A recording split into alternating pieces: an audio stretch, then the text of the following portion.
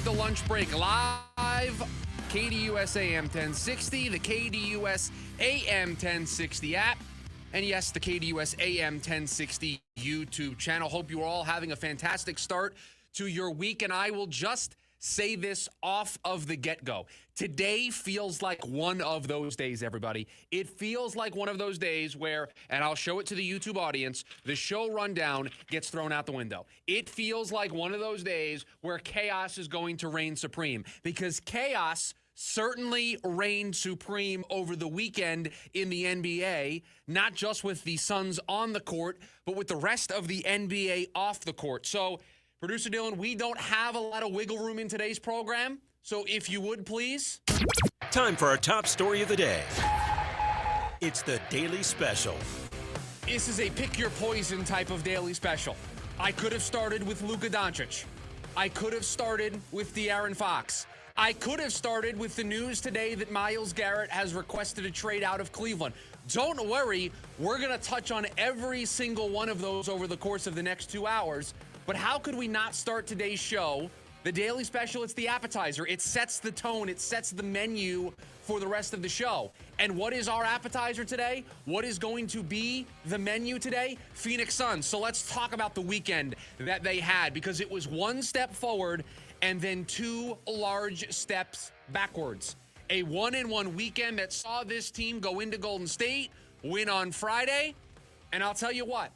If you were somebody that was still a believer in the Phoenix Suns, if you, after what they did against the Clippers last Monday, even after what happened on Wednesday, you were still, I want Jimmy Butler.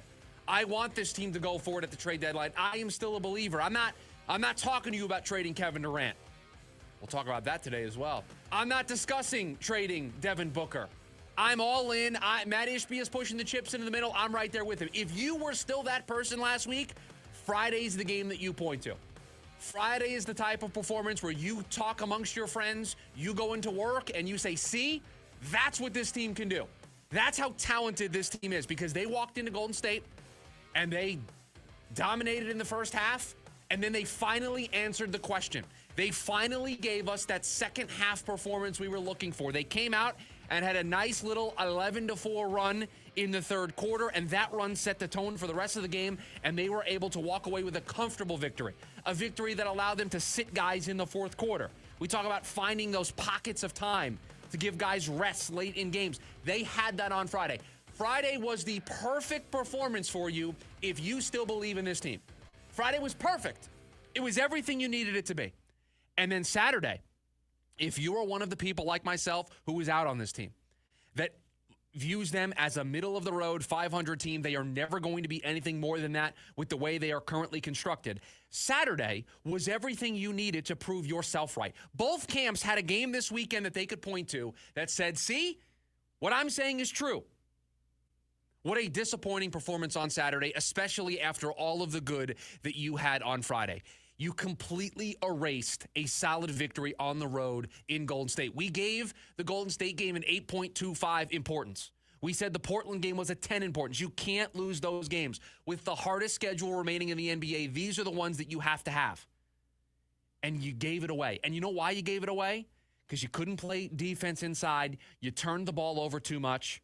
And you were just a mess. You were a mess in the second half. You were a mess in the first half. You had 7 first-half turnovers on Saturday against Portland.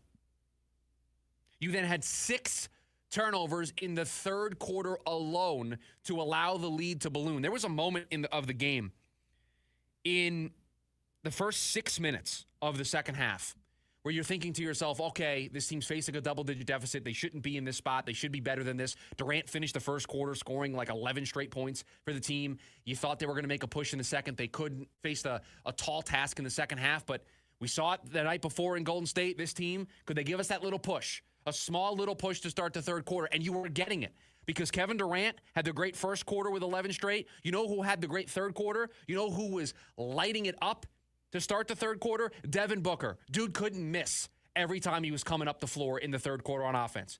He was in rhythm. Some heat check shots from Devin Booker were falling. The problem was the turnovers and the interior defense. It was too easy for DeAndre Ayton. was too easy. It was too easy for Kamara inside. It was too easy for those guys in the paint to have easy buckets at the rim. It was too simple. And so every time Booker would hit a great shot on the offensive end, they would just give it back immediately on the defensive side of the floor. Immediately. And so you were never able to gain ground. You had that performance that you needed. Felt like it was gonna have to require Kevin Durant or Devin Booker to take over in the second half if they were going to make this game competitive. And Booker did his job. They just didn't get it done on the defensive side. So how do we look at this week as a whole? Package it all up. Because I think that's the way you have to look at this team now, in week-by-week chunks. So was last week a good week because you got wins over the Clippers and the Warriors and you showed that you belonged with those teams that are your direct competition to try to avoid the play-in tournament or to just stay in the playoff race? Or do we look at this week as another missed chance because you blew the game against Minnesota? Because you had a bad loss to Portland on Saturday night? Which one is it? And I think the way you answer that question is the way that you feel this team should conduct itself because, oh, by the way, everybody, the trade deadline's on Thursday. I'm sure you all got a very quick reminder of that with the trades that we saw over the weekend, but the trade deadline's on Thursday. So if you thought that there was more good than bad last week because they were able to beat the Clippers and the Warriors and you're still full steam ahead, I can see you looking at it that way. But if you're somebody who sees the blown lead against Minnesota and sees just a bad loss. It's just a bad loss. Because now that you lost to Portland, you got to make it up somewhere. You beat Golden State. You took 2 out of 3 from a really tough stretch. I think anybody looking at the schedule for the Suns would see Clippers, Timberwolves, Warriors as a you're going to show me something. And they went 2-1 in that stretch. That's good. We should be celebrating that. It should be a happy show feel to start the week. And instead, I've got a bunch of notes from a bad loss to Portland that makes me throw my hands up in the air and say, what is this team? What are they? I think all roads lead back to the same point. This team's around 500. They're going to show you some good. They're also going to show you some bad. And it basically all evens out at the end of the day. Because even when you have the breadcrumbs of what would be a solid week, because they were there. You didn't just beat Golden State on Friday night. You dominated them. You came out knocking down shots in the first half, and you finally did what we've been asking you to do in these spots, is lean on a team to start the third quarter. And you know who did it? It was Ryan Dunn and Nick Richards on both ends of the floor leading the charge. Giving you a nice solid run so that you could break this game open, and it was comfortable. It's what we've been begging for. And you couldn't do it against Brooklyn. You barely could do it against Washington, Utah, all these teams that you couldn't do it against. You finally broke it out against Golden State. And so I'll tell you, I woke up on Saturday after watching the game Friday night. And I'll tell you, I was out and about Friday night. My daughter had a softball clinic. So I was watching the game on the phone. Then I got back in the car. I was listening to the radio broadcast. And you could feel it.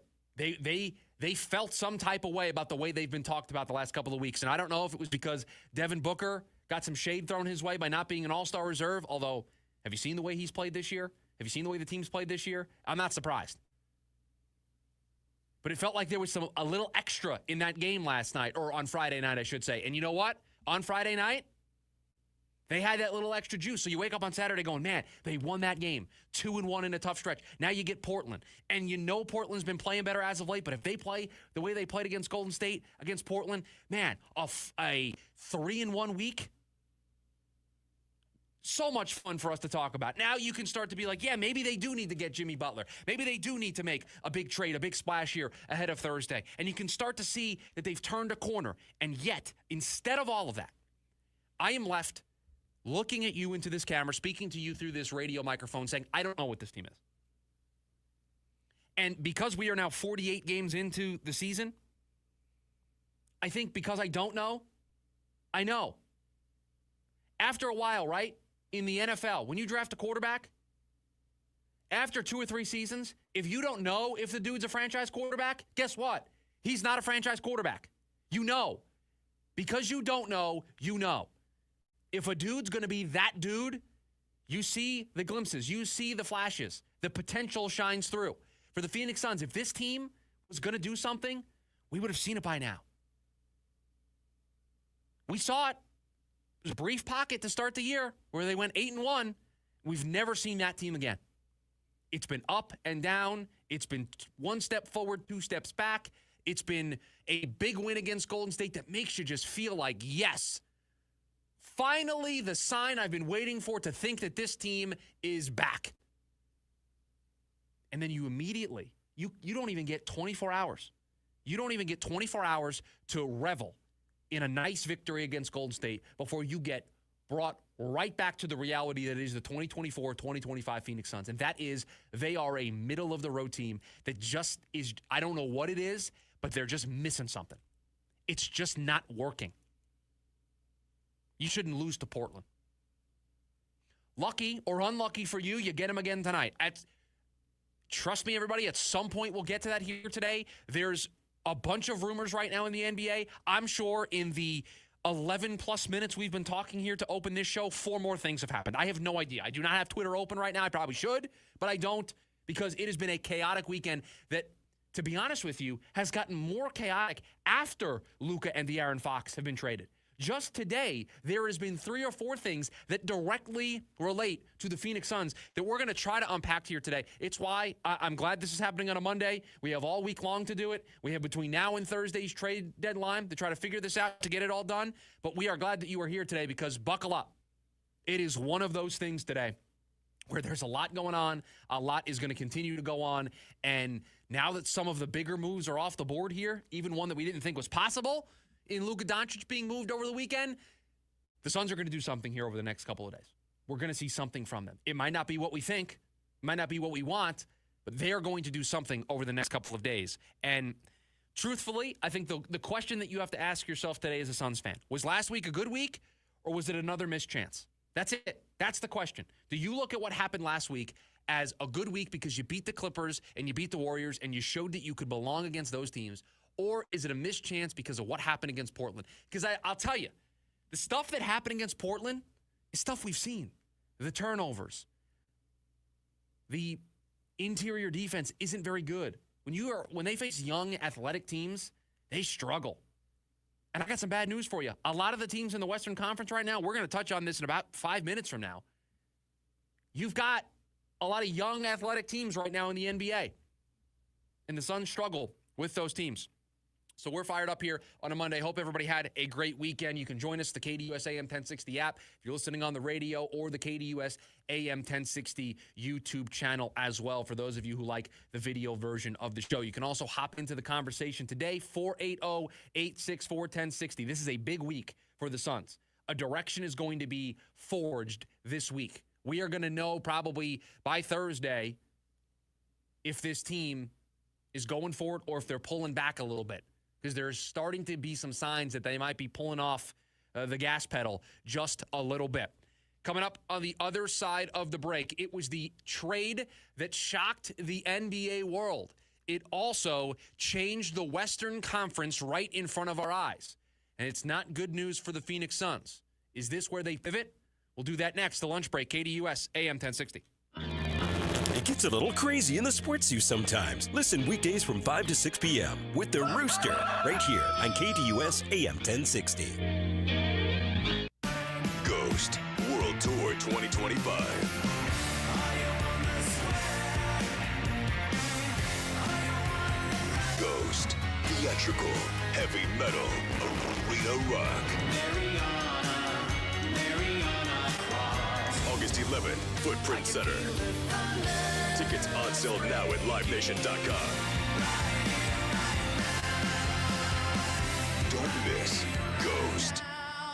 Picture this. A family trusts a lawyer after their father has been seriously injured.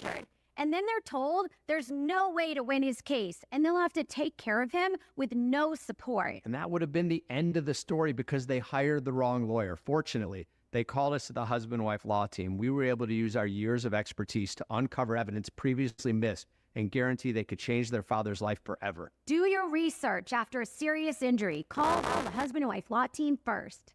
Mark your calendars for Sunday, February 9th at Wekopa Casino Resort. This year, we have special guest sports commentators who will be giving away cash while you watch the big game. Win big with our $25 Squares game every quarter, $100 prop bets, and the kickoff challenge. Earn $1 for every yard and kick return. Doors open at 2 with first come, first serve entry. No purchase necessary. Just be 21 or older and a Wekopa Fortune Club member. Don't miss the ultimate game day experience. We have the best of it all at Wekopa Casino Resort. Breakfast! Mom, my jersey. In the dryer. Mom, have you seen my science project? Front closet. Hey, I'll run out and pick up your mom's, Already got it. Oh, nice. All right, out the door in 3, 2, 1. At Banner Health, we're here to help you feel 100% so you can give 110. Because we know your health is what enables you to get where you need to go and bring everyone along with you. Banner Health. Exhale. Let me introduce y'all to my canes. We got chicken fingers. They hit the spot, baby. Fried, golden crispy, Texas toast crunchy. And they cane sauce, creamy rich.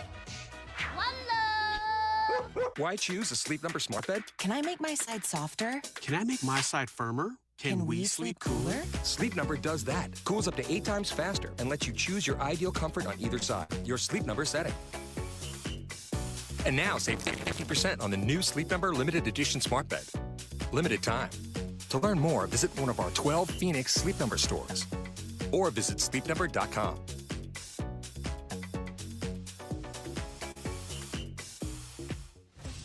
Every Monday night, check out Ray Adams as he hosts the Monday Night Golf and Lifestyle Show from 6 to 7.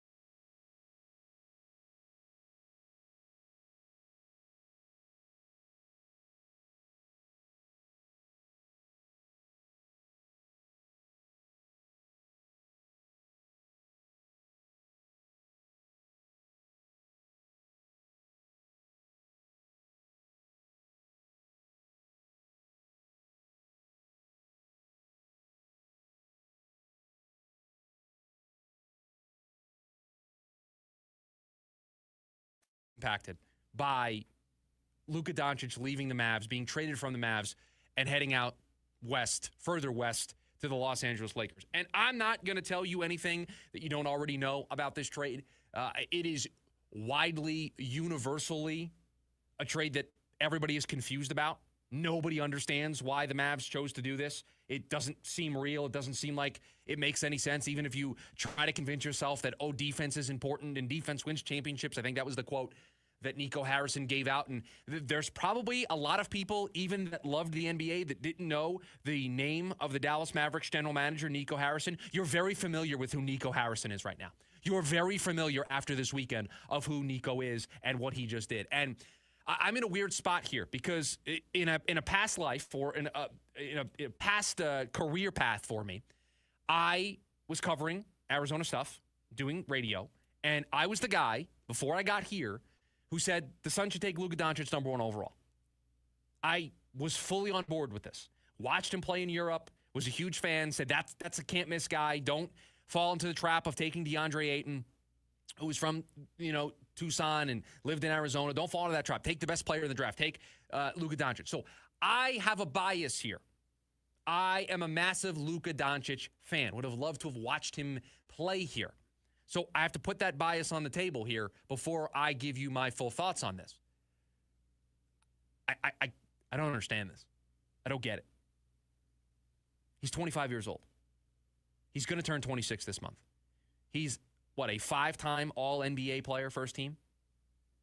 The other guys who have done that are Giannis, LeBron, Steph, Harden. These are all-time greats.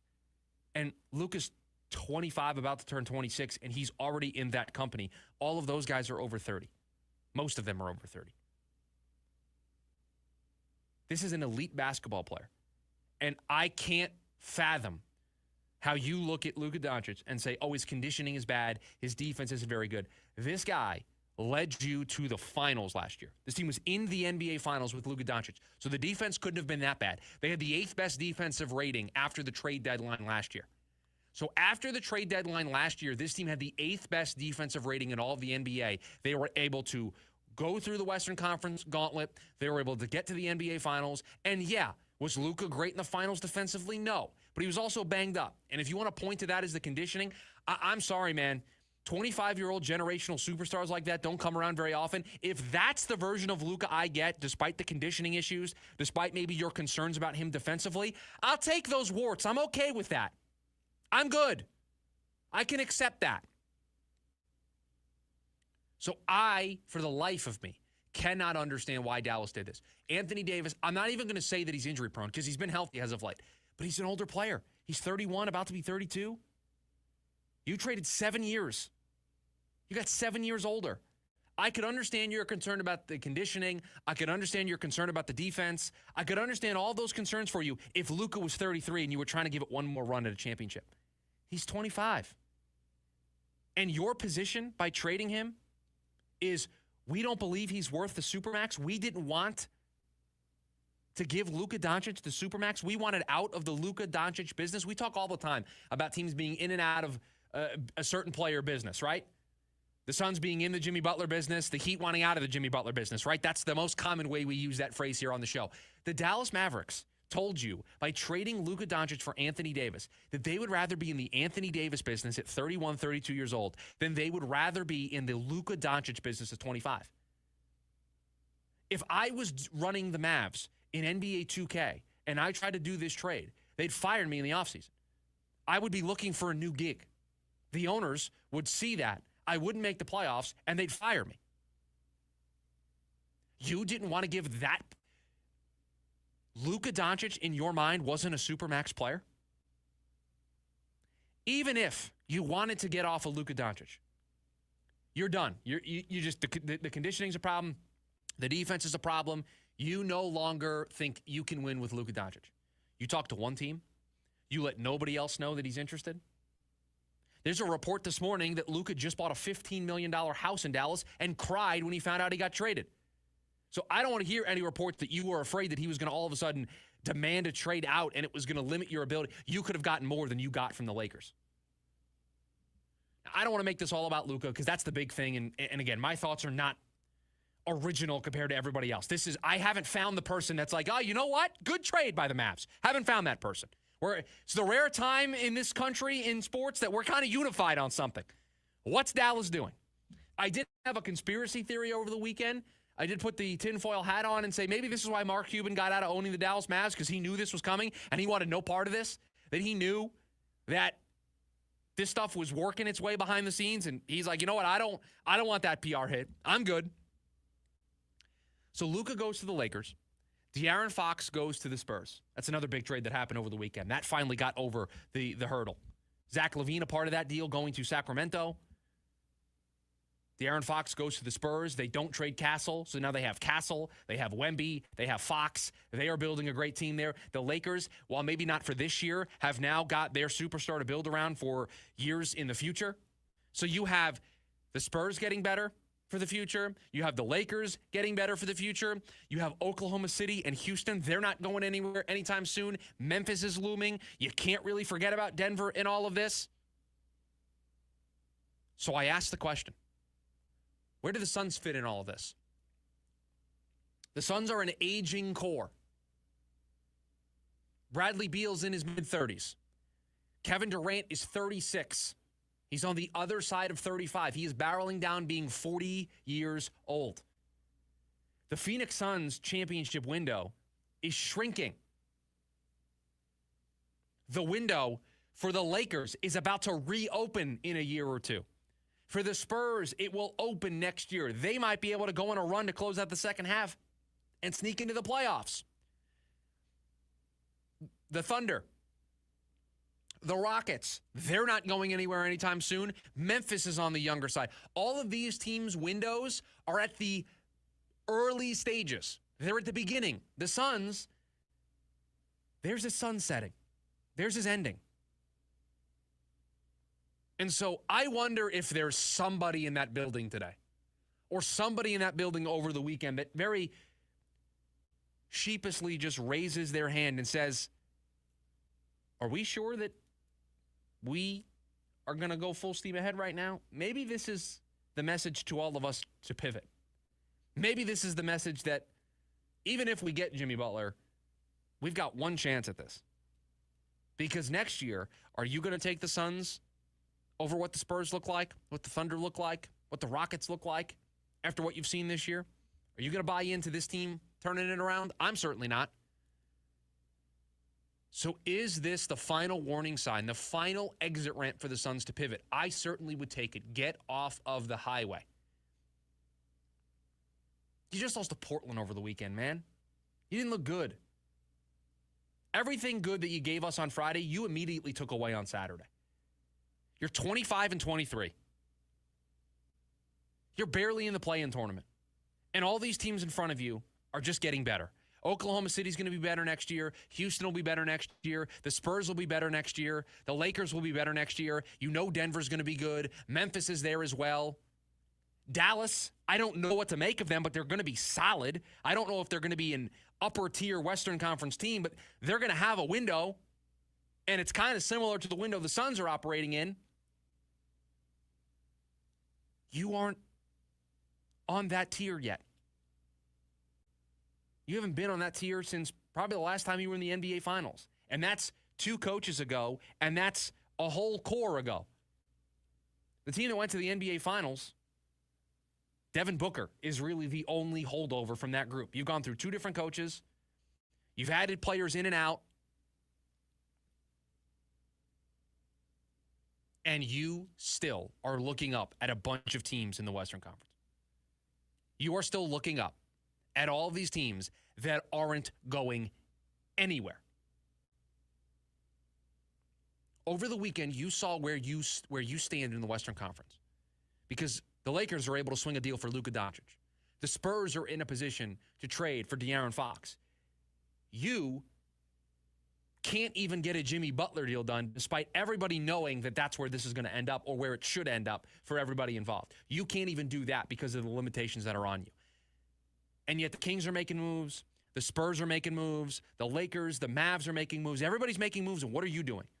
Nothing, because you can't do anything, because you're limited in what you can do.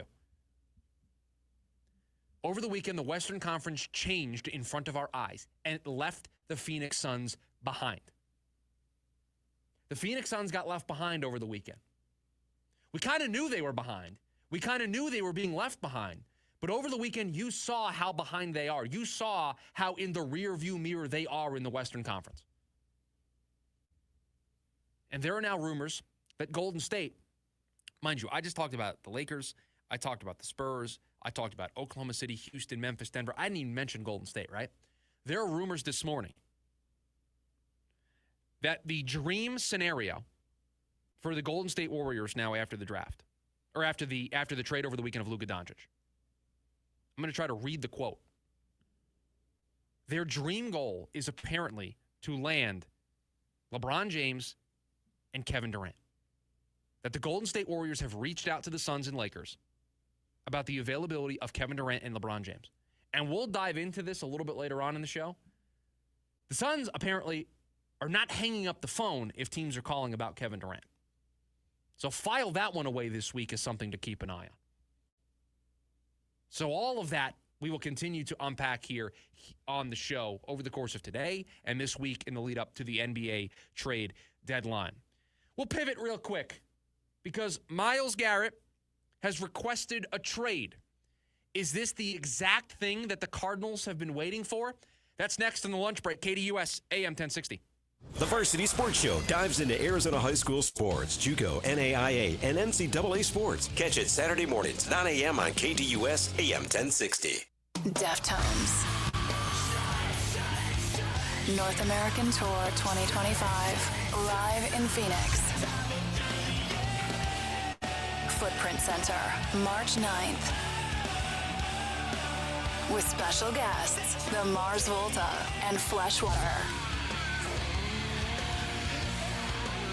Get tickets now at livenation.com. Presented by the Big Red Radio. There are many signs that you may be in financial trouble. Late mortgage payments, paying bills from your retirement account, or paying one credit card with another. If you're experiencing financial hardship, bankruptcy may be right for you. The credit industry wants you to believe that bankruptcy is bad and will destroy your credit forever, but that's just not true. At Lerner Rowe Law Group, we'll take the time to carefully examine your situation and develop a plan that is right for you. Call Lerner Rowe Law Group today for a free consultation. Lerner & Rowe is the way to go. Call 977-1900. Sean Forrester, Managing Attorney. American Family Insurance is a lot like Captain America. He protects the world. It's just doing my job. And we help protect your dreams with amazing auto and home coverage. American Family Insurance. Get a quote and find an agent at amfam.com. And see Marvel Studios' Captain America: Brave New World. Suit up. We need to move. In theaters February 14th. This film is not yet rated. Products not available in every state. American Family Mutual Insurance Company, SI, and its operating company, 6000 American Parkway, Madison, Wisconsin. Wish your school better fit your needs? Switching to Primavera Online Midyear is easy. Enjoy a flexible online education from the comfort and safety of home, plus exclusive benefits like free private tutoring and merit awards for college and more. Enroll at chooseprimavera.com. Here's a definition of a win-win situation. Getting your windshield repaired or replaced and getting a guaranteed minimum of at least $100 all the way up to $375 cash back in your pocket. Time for you to check out New Vision Auto Glass. See clearly, drive safely. See what I did there? Give them a call at 480-210-9090 or go to newvisionautoglass.com to see what kind of incentives and cash back you qualify for. Look, the valley heat, potholes, flying rocks, it's only a matter of time until your windshield gets cracked or chipped. So why not get the experts to come to you? Repair or replace your windshield, give you instant cash back of up to $375 and give you dinner from Radisho Grill. Wait, hold up. 30 seconds, $375, new windshield, dinner. You know what? I was wrong. It's not a win-win situation. It's a win-win-win-win. And it all starts with calling 480-210-9090 or going to newvisionautoglass.com, taking 30 seconds to fill out a form to get cash in your pocket, repair or replace your windshield, dinner at Rodizio Grill, and peace of mind. To me, the choice is clear. New Vision Auto Glass, proud partner of the Arizona Diamondbacks. Welcome to Cooley Station by Fulton Homes in Gilbert, Arizona. Picture casual games of bocce ball with friends and grilling for the family under our community ramadas. Fulton Homes. You're proud to own. We're proud to build.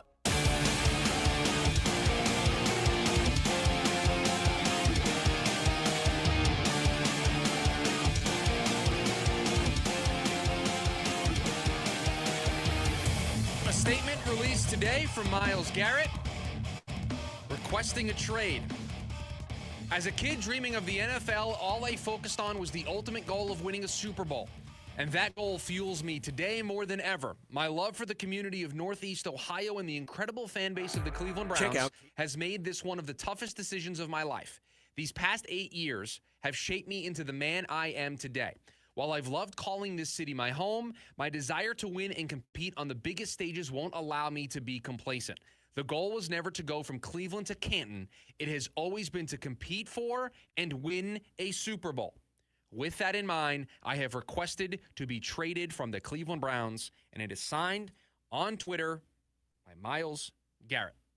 Statement has been put out today by the Browns pass rusher, and if you'll remember, this was a story in the Leftovers a couple of weeks ago here on the show. Oh, just a heads up, everybody, today, Leftovers. We're not doing the Leftovers today, okay? I know that's probably something we all look forward to, all the random stories. We don't have time for it today. But it was in a Leftovers a couple of weeks ago. Maybe it was last week. The days all blur together right now, man. Luka Doncic got traded. De'Aaron Fox is getting traded. There's new Jimmy Butler stuff every 3 seconds. The Warriors are calling about Kevin Durant. Okay, the days blur together, everybody. But the general manager of the Browns, Andrew Barry, unequivocally, on the record, and he made a point to say that he was on the record, they're not trading Myles Garrett. And even after this statement put out today by Myles Garrett, there has been a further reemphasis of they're not changing their stance. As of right now, their position is the same. They are not trading Myles Garrett. Now, you can say that, and it's easy to say that the first time. It's different when the player in question pulls this and says, I'm requesting a trade, I want out, which means we now get to break out our handy-dandy NFL offseason handbook. And what that handbook is, what that playbook is it tells us how this is going to go. And at some point, Myles Garrett is probably going to unfollow the Cleveland Browns on social media. He's going to unfollow teammates. He's going to unfollow the city of Cleveland if he follows them anywhere. And then he's going to not show up to OTAs, and he's not going to show up to, training camp-related things. And we're just going to escalate this over time. Now, he's not going to pull a Jimmy Butler, but he is going to pull the NFL version of a Jimmy Butler, which means all of the tools in the toolbox, all of the ways that he can try to use the leverage to lean on the Cleveland Browns a little bit to make this happen. He is going to do so. So this is step one. This is stage one, official trade requested. And let's be honest, Myles Garrett has been awesome for the city of Cleveland. Has gone there, was drafted there. Number 1 overall pick, and has been nothing short of a superstar. And you know what? He sees the writing on the wall. They committed to Deshaun Watson. That was a mistake. They gave him all that guaranteed money. It has put them in a cap bind. They have all these young players that they ultimately have to pay. Their window has shrunk. I don't even know if there's a window that exists anymore because they don't have the quarterback situation figured out. So Myles Garrett, being a veteran player, I have zero issue with him doing this. He did it the right way. He's talking about what matters to him. He wants to win a championship. And he has been there the whole time, hasn't caused any issues, has gone out there, has played football, has been exactly what you expect when you draft a guy with the top pick in the draft. Now let's lead this and let's steer this conversation back to the team here in town. Doesn't this feel like exactly the shoe that we've been waiting to drop for the Arizona Cardinals? Doesn't this feel like exactly the type of move that needed to open up? We told you, Max Crosby, the way he was talked about in the press conference, the way he's talked about Pete Carroll, felt like that door was being slammed shut. The hiring of Pete Carroll, I thought, slammed that door shut. 73-year-old coach is not going to trade one of the young pieces that you can very quickly build that thing around, a 5-pillar. Max Crosby fills one of the 5 pillars of building an organization. You don't trade that away when you're 73 years old trying to turn things around very quickly. That didn't seem very likely to me. And then Myles Garrett, the general manager of the Browns, slammed that door shut, or so we thought. The door back open just a little bit. Starting to make that sound, right, of the door creaking back open. Might need some WD-40 on the door. It's just creaking back open just a little bit. Is this the scenario that the Cardinals have been waiting for? Let's evaluate this. Myles Garrett is not Max Crosby. There is a difference between those two players. When you trade for Max Crosby, you're trading for a guy in his prime. You are trading for a superstar that helps you right now, but also solves that spot for the next 5 to 8 years. Myles Garrett is a win-now move. It's like trading for Chandler Jones when they traded for Chandler Jones. It is a push the chips into the middle because this is the piece that we think we are missing. That's not to say that Myles Garrett still doesn't have gas left in the tank. He can still have productive seasons, but you just have to know your window gets a little shorter. When you accelerate it by trading for a Myles Garrett, it changes a little bit. Now, instead of operating maybe on a 3 to 5 year window, it's 2-year window, 2 to 3 year window. Once you get Myles Garrett, the expectations shoot through the roof. Now, let's for a second put to the side what the Browns have said about this, that they're not going to do this, because I could go on for the remainder of the show talking to you about players who have said that they want to stay somewhere and teams saying they won't trade that person, and then 6 months later or less than 6 months later, those players end up getting traded. The laundry list is very long. It's very lengthy at this point. So put that to the side. Let's evaluate this on its merits. There'll be a lot of teams interested. You don't think the Bills would be interested? You don't think the Lions might be interested? You don't think the Packers might be interested? You don't think the Eagles might sniff around here? The Commanders? Think of all the teams that were close. The Ravens, all the teams that are win now. Now, I don't think the Browns are ever going to trade him within the division, so he's not going to the Bengals. I don't think he's going to the Ravens, even if we cross this bridge. There's going to be a lot of teams that line up, and this is where the Cardinals are at somewhat of a disadvantage.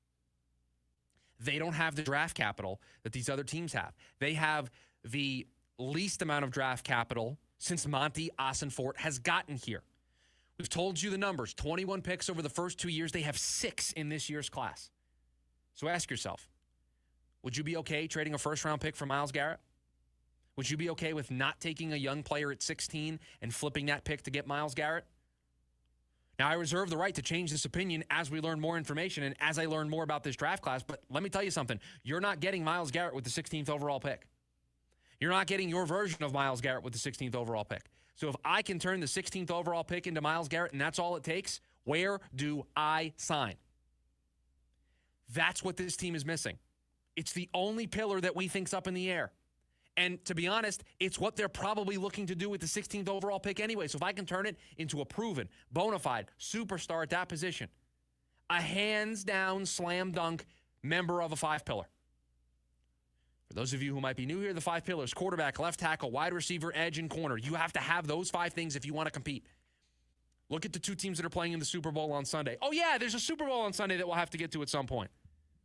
We'll try. Look at the two teams that are playing.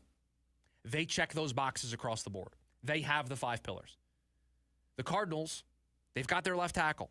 I think they're on the path to having the wide receiver. I think they're on the path to having the corner.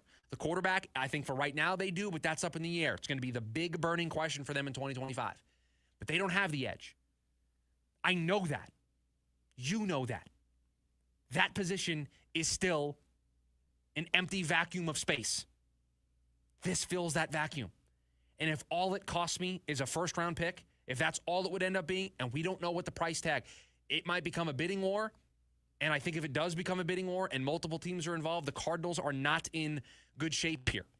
The odds that have come out since the trade request this morning don't have the Cardinals near the top of the betting market to land Myles Garrett. But this is what we talk about when we say having the roster flexibility, having the resource flexibility, because did anybody have on their bingo card today, Monday, February 3rd, that Myles Garrett was going to wake up and today was the day that he was going to request a trade? Did anybody have that? Did anybody have that Luka Doncic was going to get traded over the weekend? Sometimes things just come out of nowhere. Sometimes things just fall into your lap. When those things fall into your lap, when those things come out of left field, you have to be positioned well to be able to strike. While maybe not in the position that they were last year, maybe not in the position that they were 2 years ago in terms of draft capital, this team has a first-round pick at their disposal, and they have the cap space to do this. They can be front and center in these conversations. But do they want to make the choice to accelerate their rebuild, to accelerate this process? Truthfully, with what we've seen so far, I would lean towards no. I would do it. I'd be on the phone with Cleveland. I've said to you, I would make these teams block my number. That's how much I would be calling it. But I don't know if this is how Monty chooses to operate.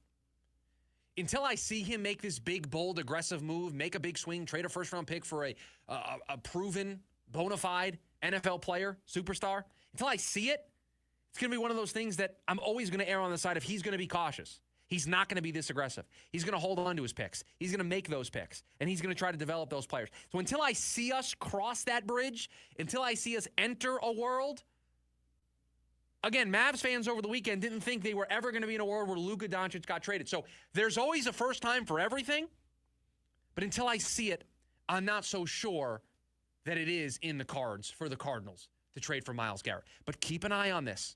File this away.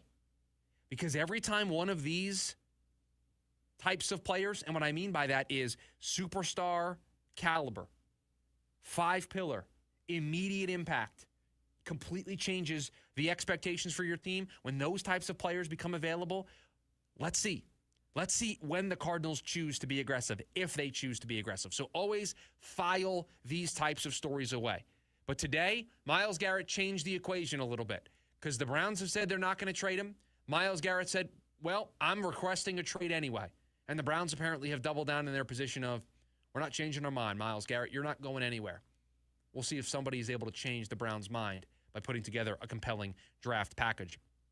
Coming up on the other side of the break, Luka goes to L.A.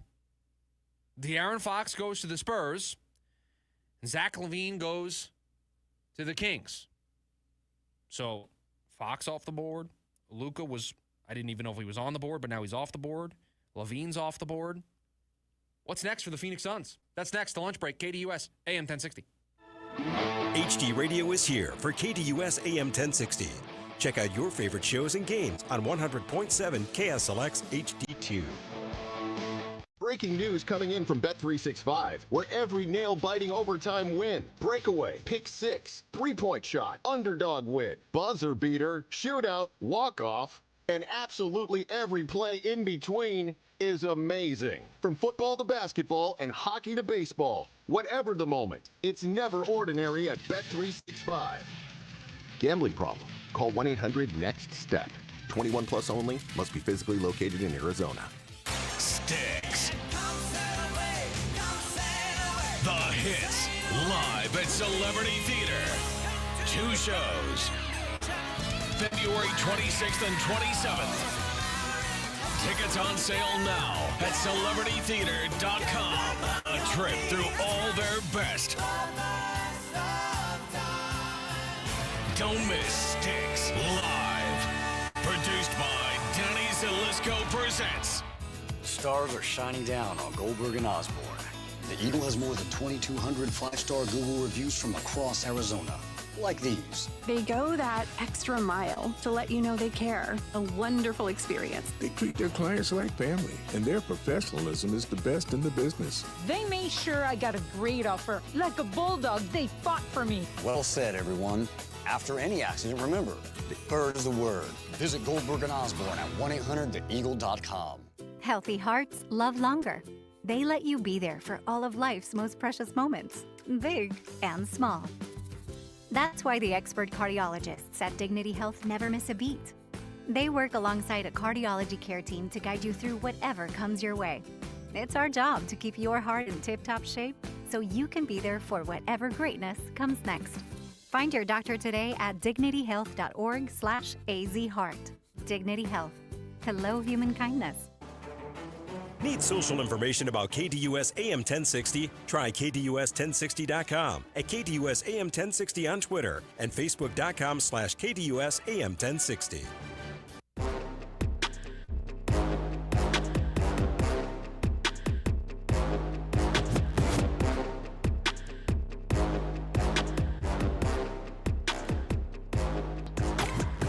Okay, everybody. Welcome back into the lunch break. I hope you're sitting wherever you're listening to the program, because I'm about to throw a lot of information at you. There's a lot happening today in the NBA. And specifically, a lot is coming from NBA reporter Jake Fisher, and a lot of it has to do with where the Phoenix Suns currently sit. So I'm going to try. I think this is the beautiful thing about the medium that we have here in live sports talk radio. I'm going to attempt to do this in a cohesive way. We're either going to do an excellent job and we're going to inform you, or it's going to be a beautiful disaster. It's one of the two. So Jake Fisher, who works alongside Mark Stein, covering the NBA, put out just a massive story this morning. And it was centered mainly around Golden State, but it has its tentacles attached to the Phoenix Suns. So that's where we're going to start, and then we're going to branch off. And this entire segment to close out hour number 1 of the program is supposed to serve as this. Where do we stand with this team with the trade deadline on Thursday? They're going to play a basketball game tonight. They're going to play 4 games this week. That's how we'll start hour number 2 of the program. What do they need to do this week with those 4 games? So we'll at some point get back to the actual basketball product that it feels like was a passing mention in the open of the show. But this is supposed to serve to you as the appetizer that is going to be the whole week of the NBA trade deadline and what the Suns' pursuits are. So Jake Fisher this morning put out a piece talking about where things stand and talking specifically about the Golden State Warriors. The Warriors over the weekend did not continue conversations for Zach LaVine. He ended up in Sacramento. This is a very important quote from Jake Fisher. Quote, sources say the most ambitious idea being tossed around among Golden State's decision makers. Is there any feasible pathway for the Warriors to pull off the dreamiest of outcomes and find a way to bring both LeBron James and Kevin Durant to the Bay? End quote. So the Golden State Warriors reportedly are trying to figure out a pathway to add somebody. And Shams Charania is backing up this report. He's on Pat McAfee, I believe, right now. I just saw the video. I was listening to it in the break.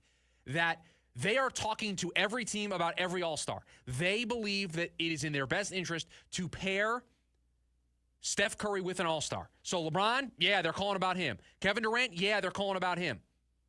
A local radio host here in town has confirmed that the Warriors have called about Kevin Durant. You know who I'm talking about. You know the source on this. And he's reporting that they have called about Kevin Durant. So this appears to be the train's leaving the station here. And the Suns reportedly are listening. Now, it doesn't mean they're going to move him, but they're at least entertaining, hey, if you blow us away with an offer, that's fine. And the other thing that Jake Fisher reported today had to do with Bradley Beal. Quote, the unrelenting word continues to be that Beal has no desire to bless a trade pretty much anywhere and prefers to remain in Phoenix, where his family has been settling after finally leaving the nation's capital, end quote. So if Bradley Beal is not moving his no-trade clause, just not happening, then the Suns now are operating on a different level. They're not trying to trade for Jimmy Butler. They're not looking for the Zach LaVines of the world, even though that's not a possibility anymore. They're not playing in that end of the pool. They are trying to match up vet min contracts to get people in that way.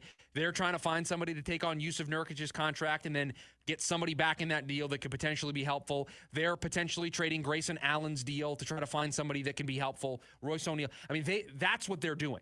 If they can't move Beal because Beal's not going to waive his no-trade clause, then the Jimmy Butler dream is over. It's done. Jimmy will be playing someplace else. I saw another story this morning that other teams, Milwaukee, is paying attention to the Jimmy Butler sweepstakes. And now it doesn't feel very likely that the Suns are the favored landing spot anymore. And we've always said the uphill battle that this was going to be. So, again, to back up and to frame this the right way, where we stand right now is the Suns are listening if teams are calling about Kevin Durant.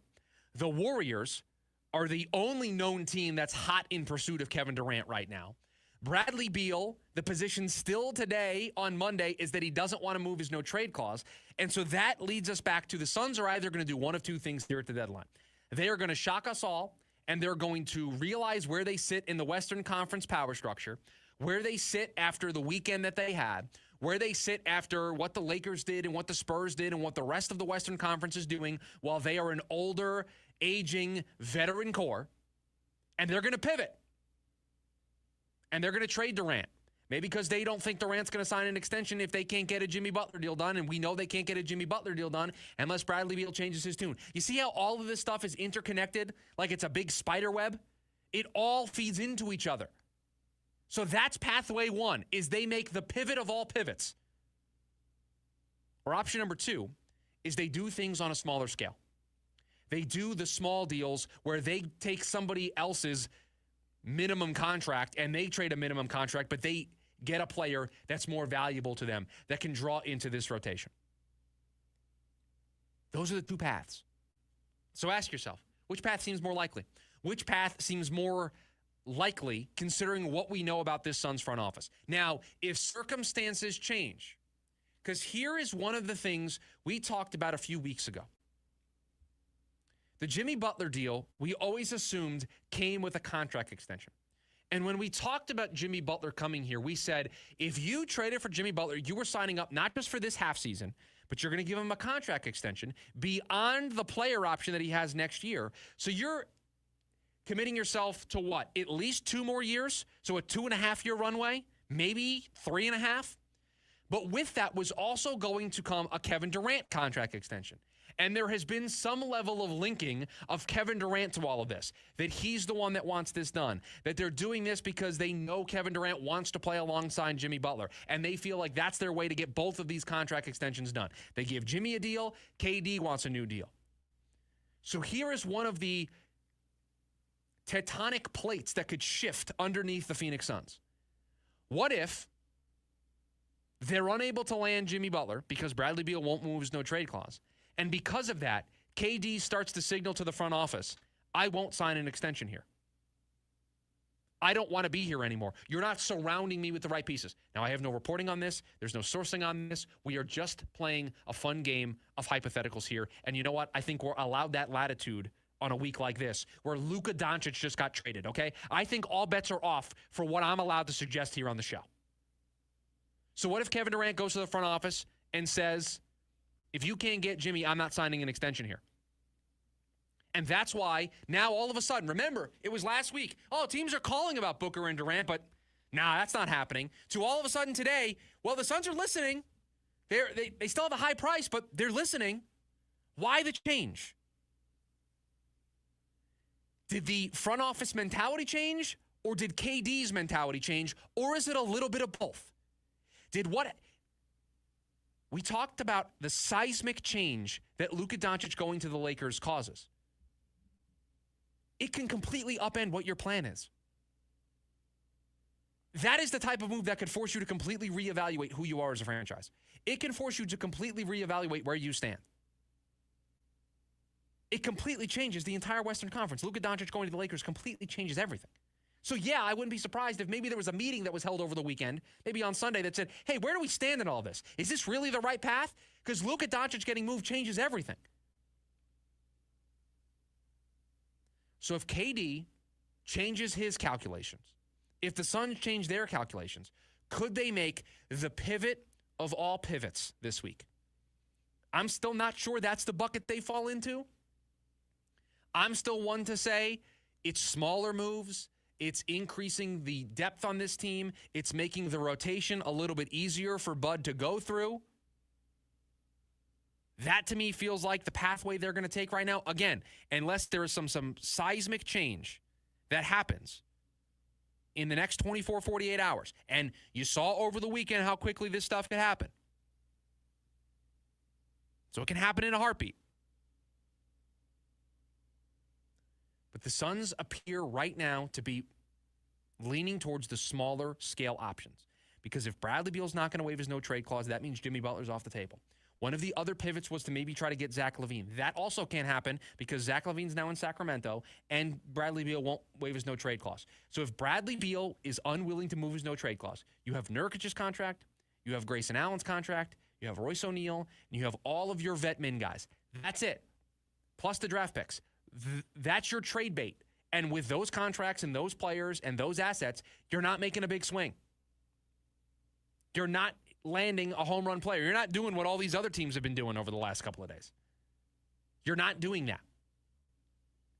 So I think this is the start of that wall crumbling down.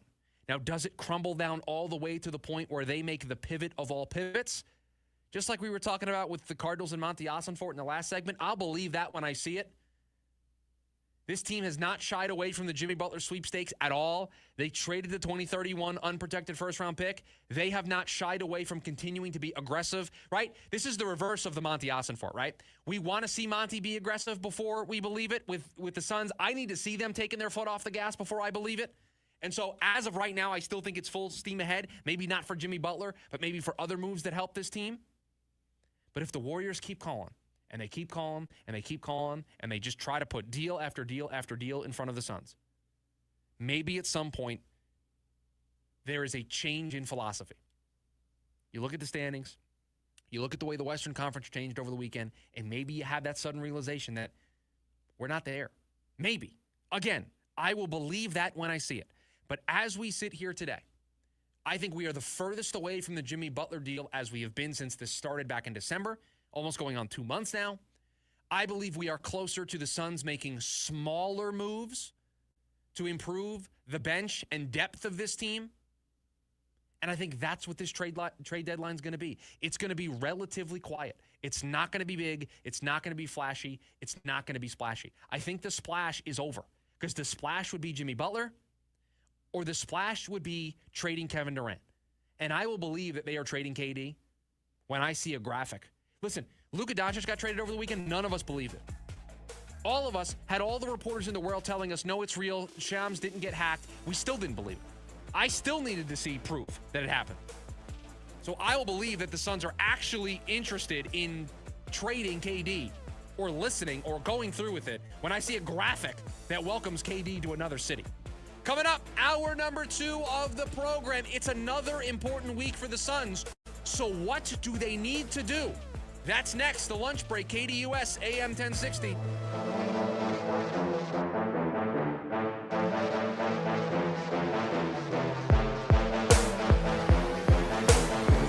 AM 1060 KDUS Tempe Phoenix and KSLX HD2 Scottsdale Phoenix.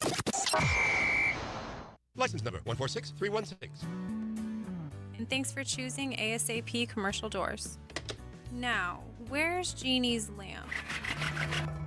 I am Genie of the lamp. Did I wake you? Oh, hey, Tasha, what do you need? Mrs. Garcia called and said the crew installed her new roll-up doors so quickly and perfectly. She wants to make sure they know how much she appreciates them. Does that mean? Yes, Jeannie. I would like... Dragon fireworks, 12-course meal. Oh, roll-up door medallions. Wow. What do you think about that? Jeannie, this is very impressive. Thank you. And everyone looks so happy. That's what I was going for. Thanks, Jeannie. ASAP, commercialdoors.com. Only 2 wishes left, Tasha. But I didn't actually make a wish. Wait, you... Ah, shucks. The Valley of the Sun will roar to life this spring. This ought to get pretty wild here. Why is that, you may ask?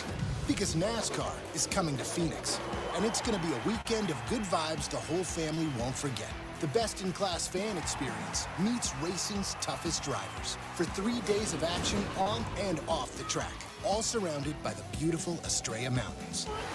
NASCAR weekend at Phoenix Raceway, March 7th through the 9th. Get your tickets now at phoenixraceway.com. Lincoln Park. From Zero World Tour 2025. You ready?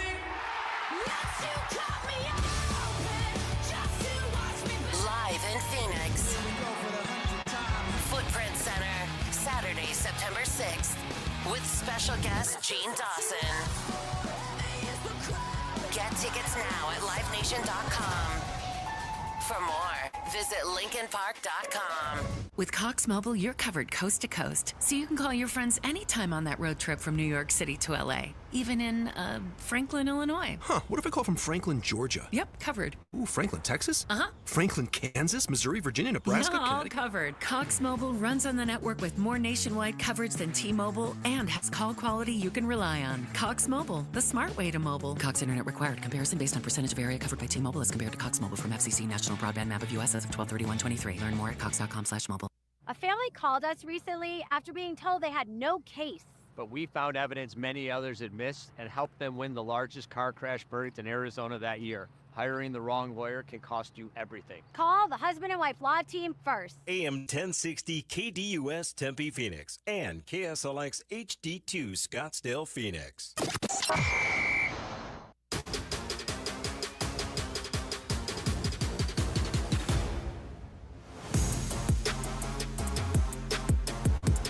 You know it's that type of day. Right as the music was playing to start hour number 2, I used my talk back button here to tell producer Dylan, listen, I've just got that feeling in my gut that something's going to happen here, so just do me a favor, keep an eye on everything, because it just feels like there's a lot of just stuff leaking out left and right to where something could be percolating here in the next couple of hours. So for the last hour that we are on the air here today, I got producer Dylan keeping an eye on it, and I've got 4 screens in here that I'll try to keep an eye on as well. But welcome back in, hour number 2 of the lunch break. KDUS AM 1060, the KDUS AM 1060 app, and on the KDUS AM 1060 YouTube channel. Let's talk about the actual basketball of it all now, because we spent hour number 1 hypotheticals, trades in the NBA, barely touched on the Suns' performance over the weekend, but they've got 4 games this week. They're at Portland, they're at Oklahoma City, they're home against Utah, and they're home against Denver.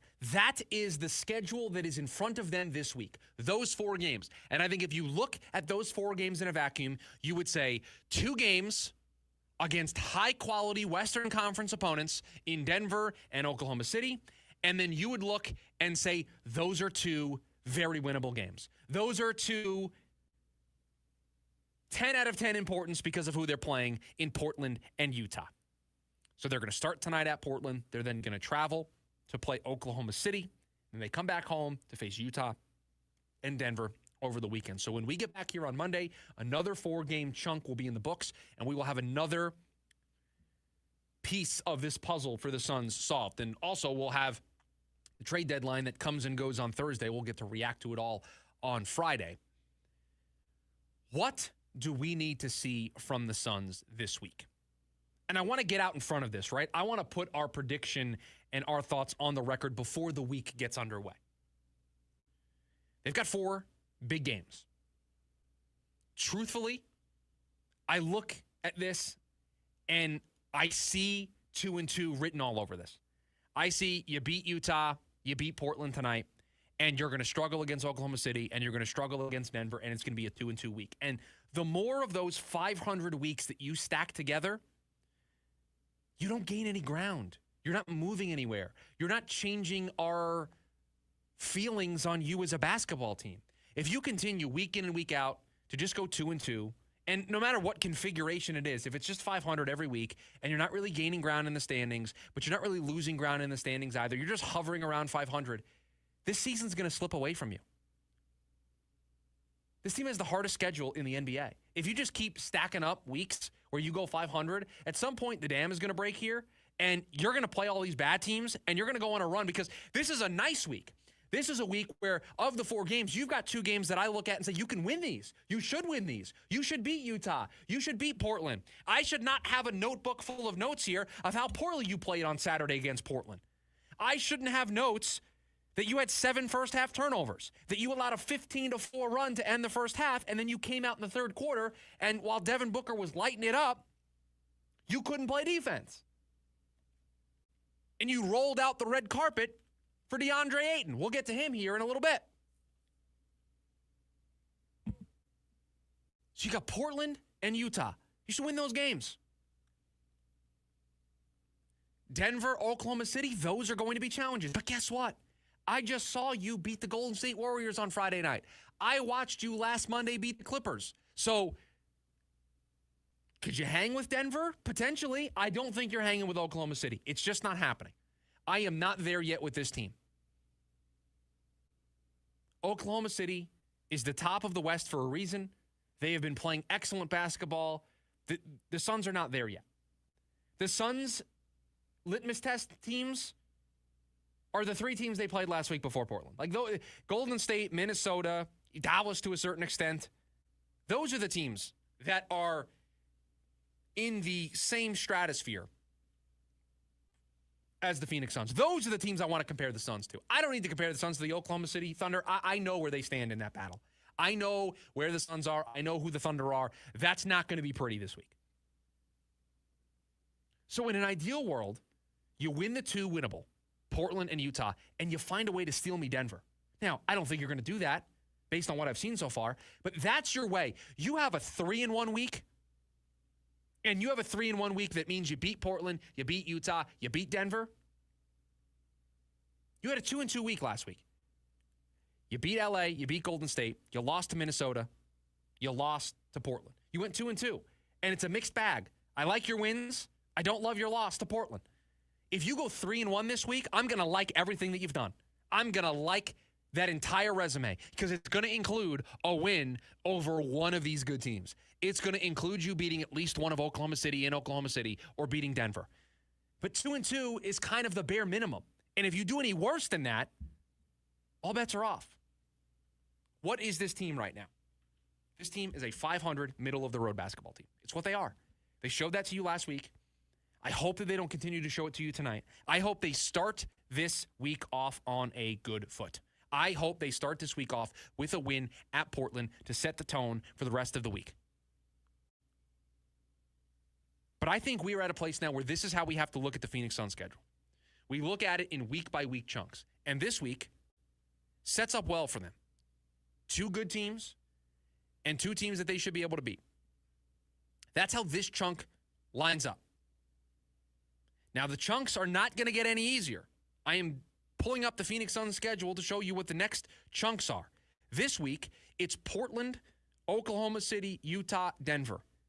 And then next week, this is next week for the Phoenix Suns. Memphis, at Houston, at San Antonio, at Chicago, at Toronto. That's their next week. They play 5 next week. And I got to tell you, Chicago and Toronto on the road, I don't care that they're on the road. You got to have those ones. Because Memphis, Houston, San Antonio now after getting De'Aaron Fox, that's a problem for the Suns. That's a problem. Your first 3 games next week, Memphis at home, at Houston, at San Antonio, good luck. If you play the way that you played on Saturday against Portland, good luck. But here's the part that should frustrate us all. If you play the way you played on Friday against Golden State, you could win all 3 of those games. If you play the way that you played against Golden State on Friday, you can beat Denver.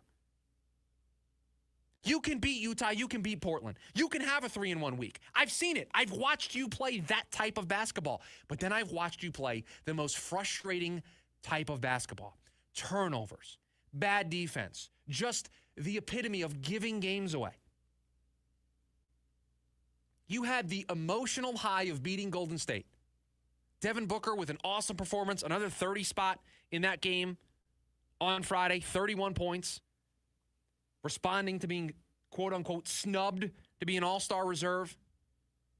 And you beat Golden State by 25 in Golden State. We said it to you on Friday. We said these are 2 teams that if they look in the mirror, they're very similar to one another. The only difference is Golden State's got the hardware. And you know what? You went out there against a team that you guys are in a similar crossroads, and you said, nuh-uh, not us.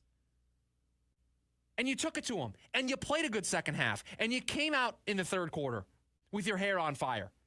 And you went on that run that we've asked you to go on. You've built a halftime lead, lean on a team to start the second half, lean on a team to start the third quarter. It's exactly what you did. You beat them by 25. I want to check the actual numbers on this just to make sure. Kevin Durant only had to play 29 minutes on Friday. So think about this for a second. You play on Friday. Now you're playing a back-to-back in Golden State. Then you got to go directly to Portland. And you kind of look at Portland like, okay, easy opponent for you relative to Golden State, but it's a back-to-back after traveling to Golden State, and then you got to immediately travel to Portland. That's a sneaky trap game for you. And then what did you get to do? Kevin Durant only had to play 29 minutes, so there shouldn't be a tiredness excuse. You got to just unload the bench. Everybody played in that game on Friday except Yusuf Nurkic. Everybody. Colin Gillespie got 4 minutes in the game. So you then go to Portland. Kevin Durant played less than 30 minutes. Should be fresh. Had a great end of the first quarter. 11 straight points for the Suns. All came via Kevin Durant. Nick Richards only played 24 minutes.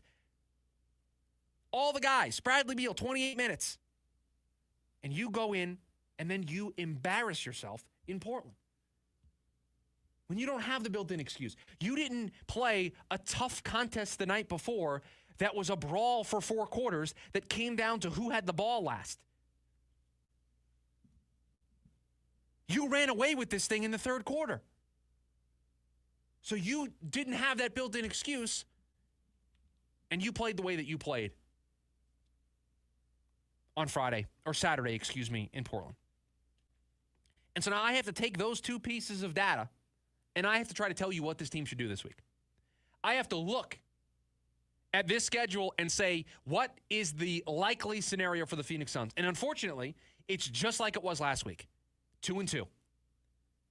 I think 2-2 by beating Portland and Utah and losing to Oklahoma City and Denver. At that, you haven't hurt yourself.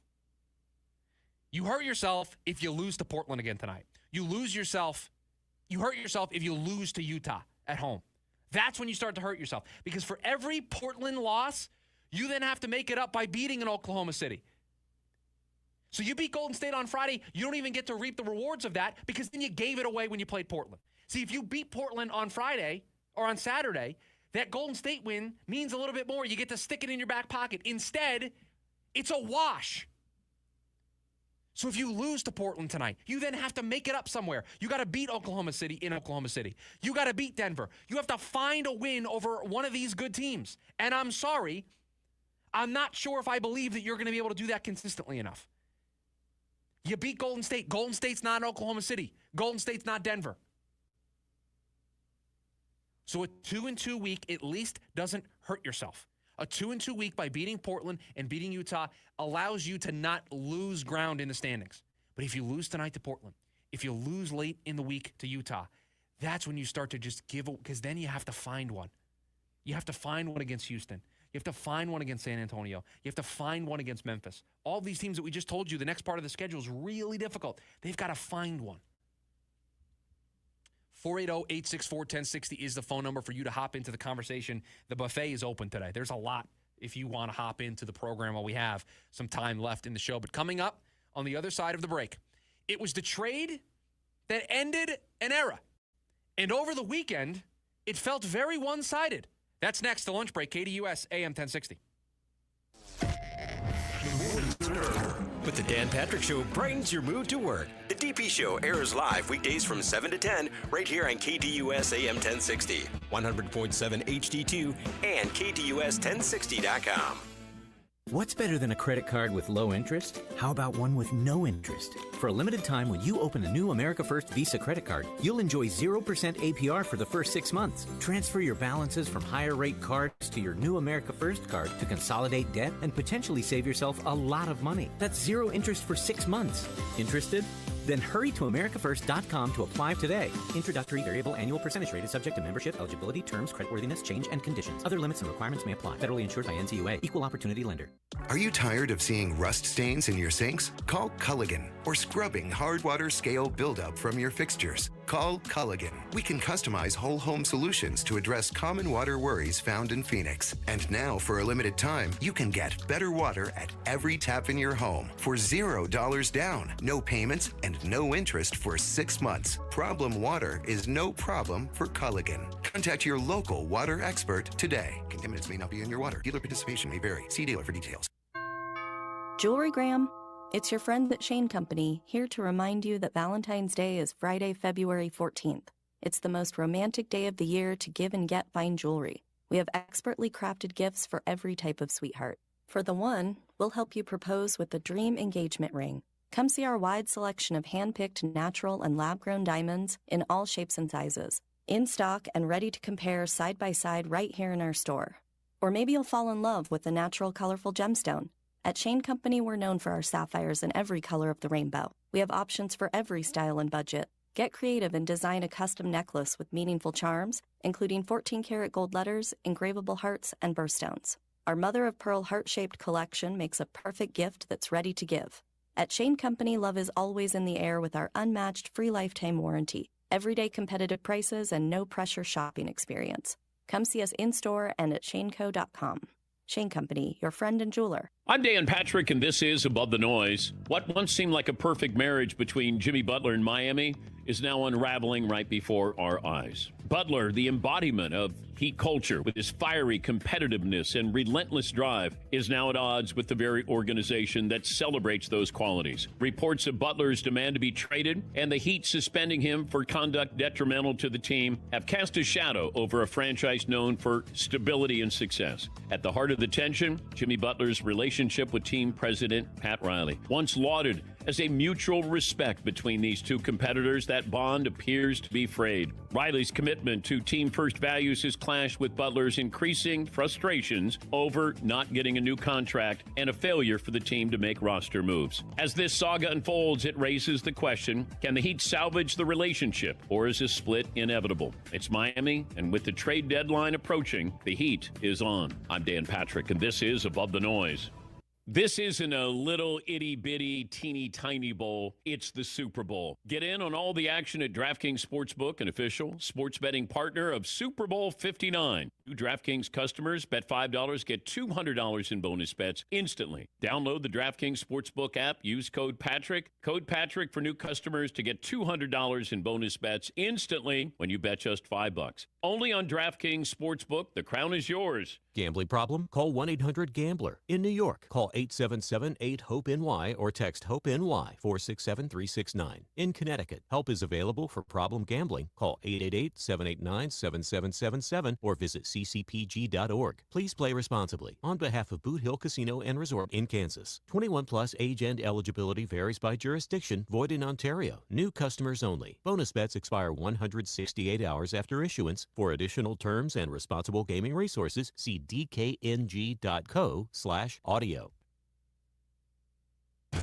Your caddy, Ray Adams, takes you beyond the 18th hole on Saturday mornings with Great American Golf from 6 to 7 a.m. on KDUS AM 1060.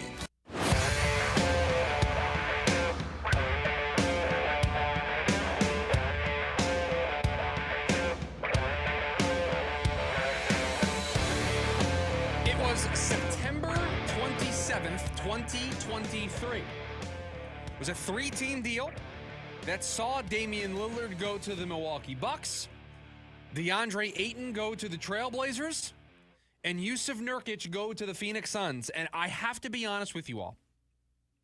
In watching the game on Saturday night, and we've done this, we've been there, done that. Trade was, almost 2 years ago now at this point. But I found myself sitting there watching the game.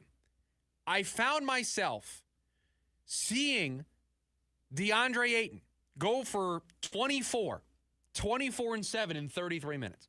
And I saw myself, and I'll consult him here. I'll show it to the YouTube audience. I got my notebook. And I break open the notebook. I write down all of the important stuff, and I keep tabs. I go up first quarter, and I make a note of something, and I pay attention to a lot. And I'll tell you, there's a note that I have in here from the third quarter that led me to want to discuss this here today on the show. Because the Suns, going into halftime, were down 15. They allowed the Trailblazers to end the quarter on a 15-4 run. And they had 7 first-half turnovers. And I wrote here in the notes, hey, can we see a solid 5 minutes to start the third quarter? We just saw it the night before when they had the lead. They were able to lean on the Golden State Warriors. Can I see the reverse? Can I see you close the gap a little bit? Can I see you bring this game to underneath 10? You don't have to bring it all the way back, but if you make it 8 or you make it 10, you might put a little bit of pressure on this young Trailblazers team, and you might be able to use your veteran experience with Devin Booker and Kevin Durant and just lean on them and make this comeback. And what a great story it would be to have that type of weekend, right? And I'll tell you, it was kind of solid on the offensive side. Devin Booker was hot, couldn't miss.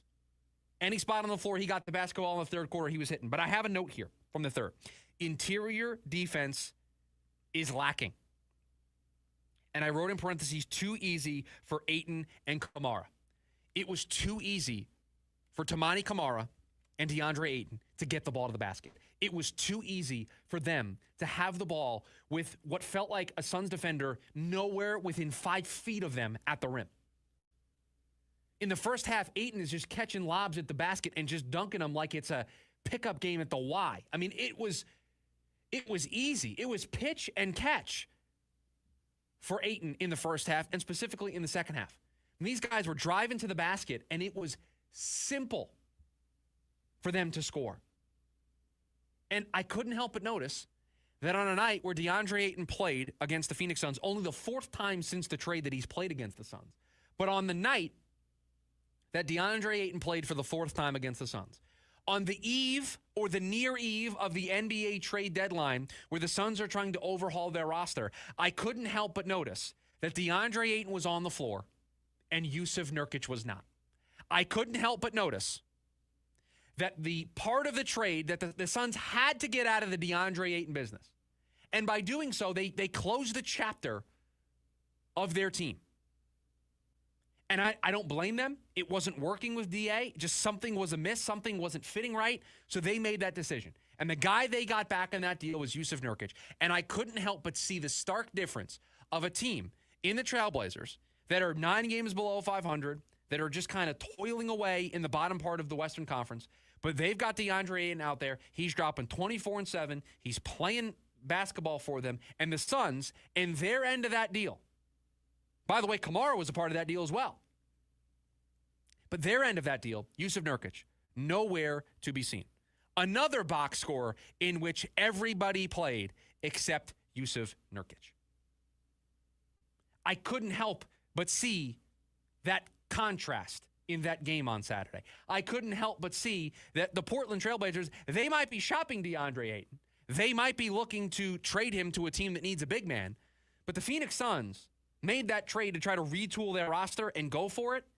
And now they potentially are considering attaching one of the 3 first-round picks that they got from Utah and attaching that pick to Yusuf Nurkic's contract to try to just get him off the team. That's where things stand. That trade, less than 2 years ago. It'll be 2 years this upcoming September. DeAndre Ayton played on Saturday and helped the Trailblazers win. Yusuf Nurkic couldn't even draw into the lineup. Isn't even finding minutes. Doesn't have a relationship with his coach. Think about how badly the Suns wanted to get out of the DeAndre Ayton business. They got out of that business, but they're also now out of the Yusuf Nurkic business. They had to trade for Nick Richards because Yusuf Nurkic wasn't giving them what they needed at the center spot. That trade aged horribly for the Phoenix Suns. Michael on YouTube says, I know Nurk isn't great, but at this point, I think they're doing him wrong. I mean, look, when you fall out of favor with a coach, like it appears Yusuf Nurkic has with Coach Bud, and you hear the reports of a team that is willing to attach a draft pick to a guy's contract just to get him out of there, it feels like that's past the point of no return. It does not feel like there's a mending of fences that can happen. Yusuf Nurkic has a very specific role for this team right now if he is going to draw in. Nick Richards is going to be the starter. Mason Plumlee is going to be the veteran to give minutes off the bench. And if something happens to one of those two guys, they'll go to Yusuf Nurkic because they're moving Oso back and forth between the G League team and being with the Suns to give him those minutes every night in the G League. And so Nurk is going to be the break glass in case of emergency center. If on a night that Oso's in the G League and not with the team, or for whatever reason he's not available and something happens to Nick Richards or Mason Plumlee, Nurk's going to find those minutes. But that's it. I don't think there's a way between now and Thursday that this is all of a sudden going to resolve and Yusuf Nurkic is going to work his way back into the good graces of Coach Bud. That feels over. That's bad on both sides. It's bad on Yusuf Nurkic, and it's bad on Coach Budenholzer. You are not a team that is good enough, in my opinion. You're not playing good enough basketball to big-time somebody like that. I don't think you should ever big-time a player like that, but if you had the Oklahoma City Thunder record and you wanted to make this change because you wanted to – excellence, right? I can somewhat get there. You are a middle-of-the-road 500 basketball team, and you're not speaking to your starting center for 2 months. You're benching him and then immediately removing him from the lineup. Unless Yusuf Nurkic has the practice habits of Luka Doncic, I mean, I don't know what he could have done. But I think by Thursday, if they are going to move Nurk's contract, they'll attach that first-round pick to it. I certainly wouldn't do that. Just hold him till the summer. He's an expiring deal in the summer. Move him then. He'll have more value then. Don't attach a first to that contract unless you are getting somebody back that is of extreme value. But on Saturday, it was just so glaring to me watching DeAndre Ayton dominate inside against the Phoenix Suns, and Yusuf Nurkic was nowhere to be found. That trade closed an era. And on Saturday night, while not 100% the truth, you saw the next era of the Phoenix Suns on Saturday. How'd it look? Did it look good? Did you have fun? Did you enjoy that after what you saw on Friday? I think that's the disappointing thing that we saw on Saturday, is that you had a chance to stack a bunch of stuff together, but instead you blew it in the third quarter, and you allowed DeAndre Ayton and Tamani Kamara to just dominate you inside. What did the points in the paint end up being in the game? Had to be something just absurd. 66-32, the points in the paint for the Portland Trailblazers. 66 points in the paint. The Grammys were over the weekend, correct? I did not watch, but I saw some. The Grammys, they have a red carpet, right? Were the Grammys in Portland? Because they were rolling out the red carpet to the paint for the Portland Trailblazers on Saturday.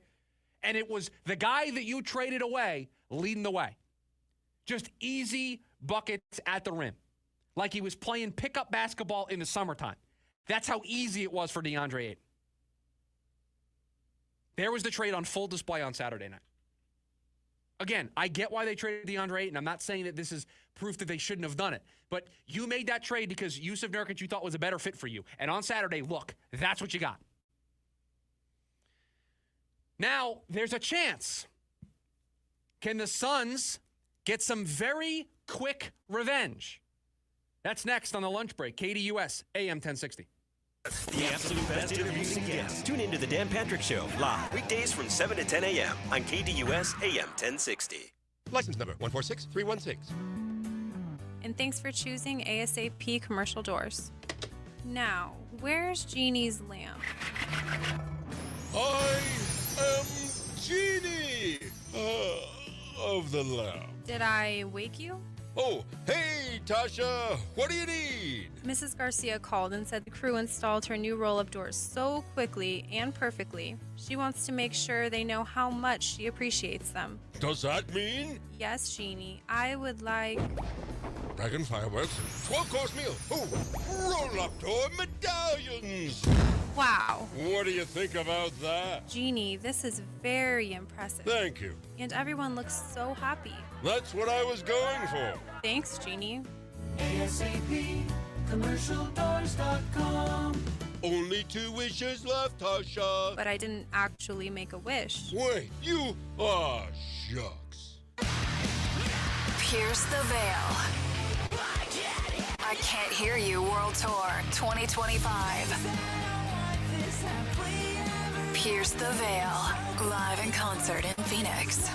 With Sleeping with Sirens and Beach Weather. Live at Talking Stick Resort Amphitheater, June 15th. Get tickets now at livenation.com. Part of the America First Credit Union Concert Series. Winter's here. Protect your car with a free Super Protect wash from Superstar Car Wash. Just text DESERT to 27800 and get our premium wash for free. Superstar Car Wash has everything you need to stay winter ready. Terms and conditions apply.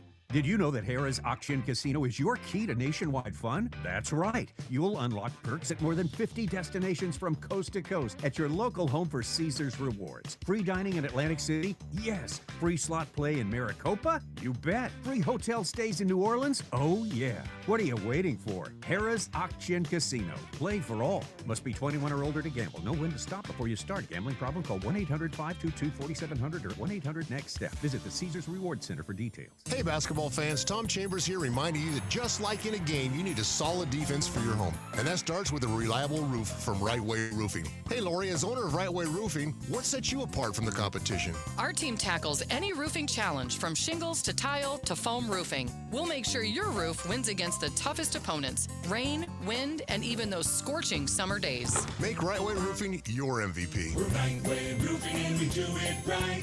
We'll always keep you watertight.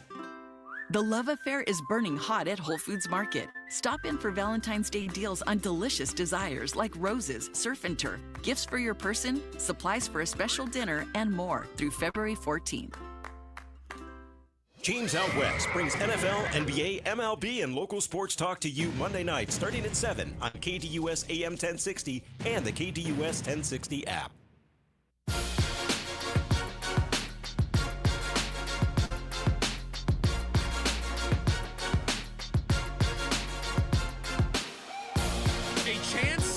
For quick revenge. That is what is in front of the Phoenix Suns tonight, as after losing on Saturday to the Portland Trailblazers 127-108, they have a chance tonight to immediately get and enact some revenge, as they will finish out normally you have the home and home. This is the road and road. They're on the road for 2 games. They just played Portland on Saturday in Portland. They're just going to play Portland again in Portland tonight. Then they're going to travel to Oklahoma City, and then they'll come home to close out the week against Utah and Denver. So can they get some quick revenge? And to the surprise of nobody here, as we will do this, as we have done for the last 3 games, producer Dylan, add it to the sheet. This game tonight for the Phoenix Suns, if Saturday's game was a 10 out of 10, what do you think tonight's game is going to be? If on Friday I said that Saturday's contest against Portland was a 10 out of 10 because you have to have it. These are the teams that you have to beat. You can't drop to these teams. You can't drop to the Utahs, the Washingtons, the Brooklyns, the Portlands of the world. The teams that are sub 500, the teams that are tanking or a post-trade deadline or really not going to be trying, you got to take advantage of these teams. So if Friday I said that game was a 10, and then you lost to them by 19, and you gave up 66 points in the paint, and you turned the ball over 19 times, including 6 in the third quarter. What do you think tonight's importance is going to be, everybody? What number do you think is going to get put on it? Yeah, put a 10 there and put an exclamation point next to it, please, producer Dylan. It's a 10 with an exclamation point. If you don't win tonight's game, if you lose 2 in a row to the Portland Trailblazers, don't bother doing anything by the trade deadline. Just please, spare us all. Don't do anything. Team's not going anywhere if you lose 2 to Portland. You had a huge win on Friday, and you gave it away. You beat the Golden State Warriors by 25 in Golden State. You got the rest Kevin Durant. He played 29 minutes, and you gave that golden goose away. You gave it away. Because if you beat Portland, it changes everything. You're now 26-22. You're 4 games above 500. Let's see. Where would that put you in the standings? If you won the game on Saturday night, how would we feel about the Phoenix Suns right now? Let's see. What's 26-22 get you? Oh, it would have you closer to the Minnesota Timberwolves. Instead, you're 1 game from dropping out of the playoffs entirely. You're tied with the Mavericks. You're 1 game in front of the Kings and the Warriors. And don't look now, but you know who's only 3 games behind you in the standings? The San Antonio Spurs, who just added De'Aaron Fox over the weekend. Why do you think we get so fired up about games like this? Why do you think they get 10s on them? Why do you think Golden State got an 8.25 on Friday? Why do you think these games are viewed as so important? Because you're going to play Houston. You're going to play Memphis. You're going to play San Antonio. And truthfully, I don't trust you enough against those teams yet. I don't trust you to beat those teams. I don't trust you to beat Oklahoma City, Memphis, Houston, Denver, the Lakers. Now, I've seen you beat the Clippers. I've seen you almost beat the Timberwolves. But look at all those teams. I don't trust you yet against those teams. You might be able to do it in passing, but I don't trust you to walk into those games expecting it. Now, maybe I'm foolish, but I expect you to beat Portland. I expected you to beat Portland on Saturday. I sure expected a better effort than what we got on Saturday. There's a stretch in the game that the moment it happened, I knew the game was over. We talked a lot about Booker's stretch to start the third quarter in that game on Saturday where he just couldn't miss. Was just hitting shot after shot after shot through the first, 6 and change in the third quarter. They went to the first TV timeout, and the Suns made a change. And they took Tyus Jones out, and they put Bradley Beal in. So it was on the floor. It was the big 3 together. It was Bradley Beal. It was Devin Booker. It was Kevin Durant. And then I think it was Nick Richards and Ryan Dunn on the floor. So it was those 5 guys on the floor coming out of that timeout. And there was a stretch that just summed up what that game was going to be for the Phoenix Suns. Bradley Beal came in off the bench. It was Beal, Durant, Booker, Dunn, and Richards. And it was the quickest -8 I've seen for a group. 3-pointer by the Trailblazers, miss. 3-pointer by the Trailblazers. Quick turnover, easy bucket in transition. The quickest -8 I've seen in a long time. Just those guys, they brought in Beal for Jones, and they just fell off the face of the earth. The quickest -8 I've seen in a really long time. And then they followed up the rest of that quarter with 6 total turnovers, and they had a 19-point deficit going into the fourth. It was over. It was done at that point. So tonight, you saw it on Saturday. Durant finished the first quarter with 11 straight points. Booker, to start the second half, was on fire. They can take over a game, but you got to be better at the defensive end. You've got to find an answer for Kamara. You have to have an answer at the rim for DeAndre Ayton. It can't be that easy. You can't give up easy buckets. You can't turn the ball over 19 times. 66 points in the paint. Were you even trying defensively? So there just has to be better interior defense. It was too easy. They rolled out the red carpet like it was the Grammys. They've got to be better. What also needs to be better is who do I need to talk to for this game to not start at 8 o'clock tonight? Is there somebody that I can pass a memo along to? 8 o'clock. I'll let you in on a little behind-the-scenes personal stuff. Saturday, I'm a huge wrestling fan. It was the Royal Rumble on Saturday. 4 o'clock, that thing started for us.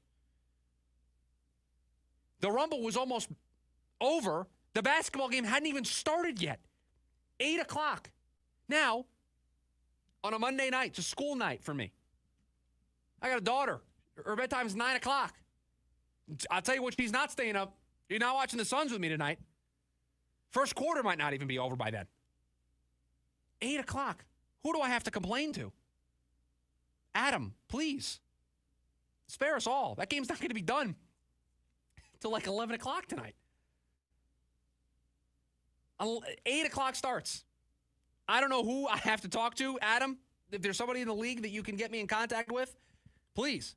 These 8 o'clock starts are not enjoyable. I would take a 7:30. I'll split the difference with you. Just buy me a half hour. So then potentially I can go to bed by 11. I'm not going to bed by 11 tonight. But a chance for quick revenge for the Phoenix Suns.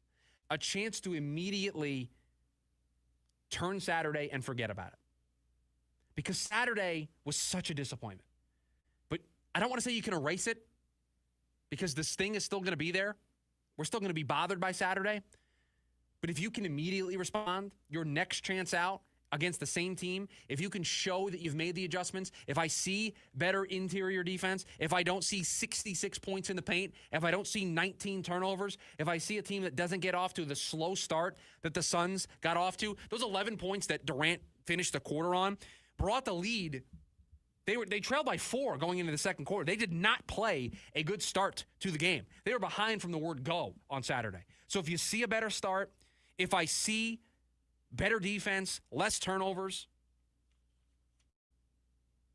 I mean, they had a possession on Saturday.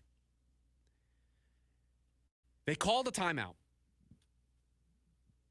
And immediately, right out of the timeout in the second half, or the second quarter, I should say, they turned the ball over on the out-of-bounds play. They called a timeout to try to just get things right, and they turned the ball over immediately out of the timeout. That was one of the 19 that they had in the game.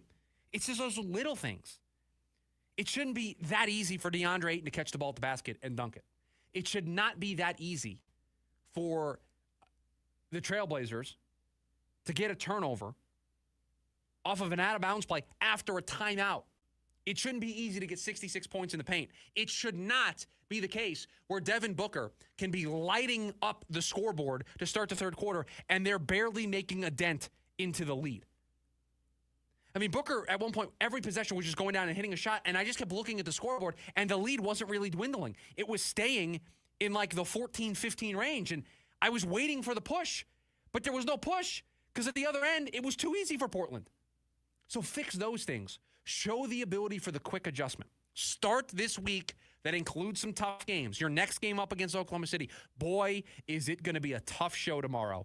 If we need to start to shift our attention to Oklahoma City, and it is a 2-game losing streak in which you lost 2 games to Portland, it's going to be a rough couple of days here on the show. I'm just warning you all now. Because we might be selling the tune of don't do anything at the trade deadline. So quick revenge tonight, a chance to show the correction for all the little things.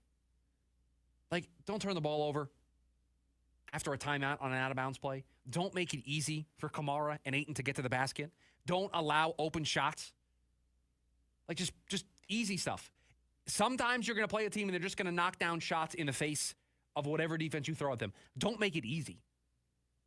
And it felt like it was too easy on Saturday for Portland. It felt like it was simple for them.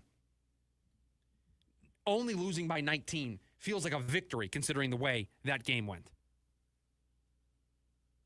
So a chance for quick revenge, a chance to start this week off on a good note because it is a tough week for this team. It includes 2 really tough opponents, and you do not want to go into Oklahoma City, which you can tell based on the way we're talking. We don't expect the Suns to win that basketball game. Don't walk into Oklahoma City on a 2-game losing streak. Sacramento, right behind you in the standings. Dallas, right behind you in the standings. Golden State, San Antonio, right behind you in the standings. San Antonio plays Memphis tonight. That's not easy. Sacramento plays Minnesota. That's going to be tough. Just looking at the teams that Golden State plays Orlando tonight. Might be time to start peeking in on some other scores. San Antonio got better over the weekend. Dallas, what are they going to look like when Anthony Davis is able to join them? A lot of question marks, but a chance for quick revenge and a chance to at least give us a little bit of hope again. Just to somewhat wash the bad taste out of our mouths of what we saw on Saturday. So game 49 tonight for the Phoenix Suns as they will take on the Portland Trailblazers before heading off to Oklahoma City. Coming up on the other side of the break, we will wrap up today's edition of the Lunch Break. It's the leftovers, but it's an NBA trade deadline themed edition of the leftovers. We will give you the latest of where things stand for the NBA trade deadline and how the Suns find themselves at the center of it all. That is next, the Lunch Break, KDUS AM 1060. The Dan Patrick Show improves your mornings. The DP Show airs from 7 to 10 a.m., adjusting to that time change. Okay. Get your radios locked to 7 a.m. on KDUS AM 1060. In the concert event of a lifetime, come experience the unparalleled, dynamic energy of one of the most accomplished musicians of our time, Carlos Santana. Oneness Tour 2025, Friday, April 18th, Talking Stick Resort Amphitheater. Take a trip through the hits from Woodstock to Supernatural and beyond. On sale now at LiveNation.com, part of the America First Credit Union Concert Series. Take advantage of thousands of dollars in SRP rebates and discounts on energy-efficient home upgrades like new air conditioning units, windows, ducts, and insulation. Save money on your energy bill while also making your home more comfortable. SRP's network of participating contractors can guide you from start to finish and maximize your savings by combining Inflation Reduction Act incentives with SRP rebates. Learn more at savewithsrp.com. On Wednesday, February 19th, Phoenix, Arizona is where the best wrestle as All Elite Wrestling presents Dynamite and Collision. AEW makes pro wrestling more fun. 2 shows all in one night as the most exciting professional wrestling experience in the world returns to Phoenix for the first time in over a year. AEW Dynamite and Collision from Arizona Financial Theater in Phoenix. Wednesday, February 19th. Tickets on sale now starting at $20 at AEWTIX.com. You may not have any experience dealing with car wrecks, but Lerner & Rowe does. After your car wreck, you need an attorney to make sure your interests, like car repairs, medical bills, and lost wages, are protected. Finding the right attorney is actually easy. Just look for reputation, experience, and results. Lerner & Rowe has thousands of 5-star reviews, decades of experience, and we've recovered billions of dollars for our injured clients. Hurt in a wreck and need a check? Call Lerner & Rowe today. Lerner & Rowe is the way to go. Call 977-1900. The NAIA, JUCO, Small College, High School Sports, and you. Listen to Vince and Friends with the Varsity Sports Show here on KDUS AM 1060, Saturday mornings at 9 a.m.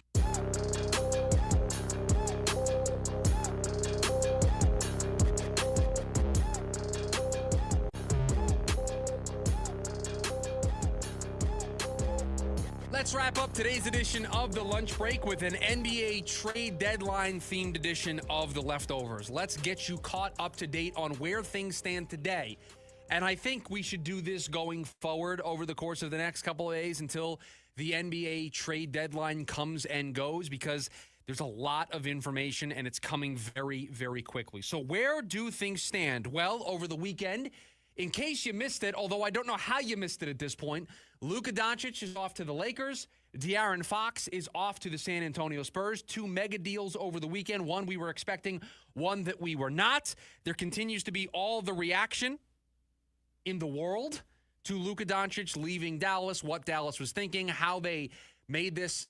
This is the point that really kind of gets me, and I've heard the arguments as to why they did it this way. I just don't buy them. They just don't make any sense to me. If you are going to trade a 25-year-old of the caliber of Luka Doncic, how do you not open it up to everybody? How do you not open it up to Utah and Oklahoma City and Houston and all these teams that have all of these draft picks, right? How do you make it only the Los Angeles Lakers? Well, there's reporting that the Mavs were a little concerned that Luka was going to maybe force the issue and force this to only go to one team and kind of hijack the whole thing. And so because of that, the Mavs decided we're just going to pick the trade that we want ahead of time, and we're just going to push it through and not tell anybody, and that this is the way we feel we're going to be able to get the most here. I think that's a miscalculation. I do. I truthfully think that is a miscalculation. I also would like to go back and understand why the Dallas Mavericks thought that Luka Doncic wasn't worth a Supermax contract. And there's now reports that they think that this is going to go similarly to the way it's gone for Philadelphia and Joel Embiid. And you can think that, right?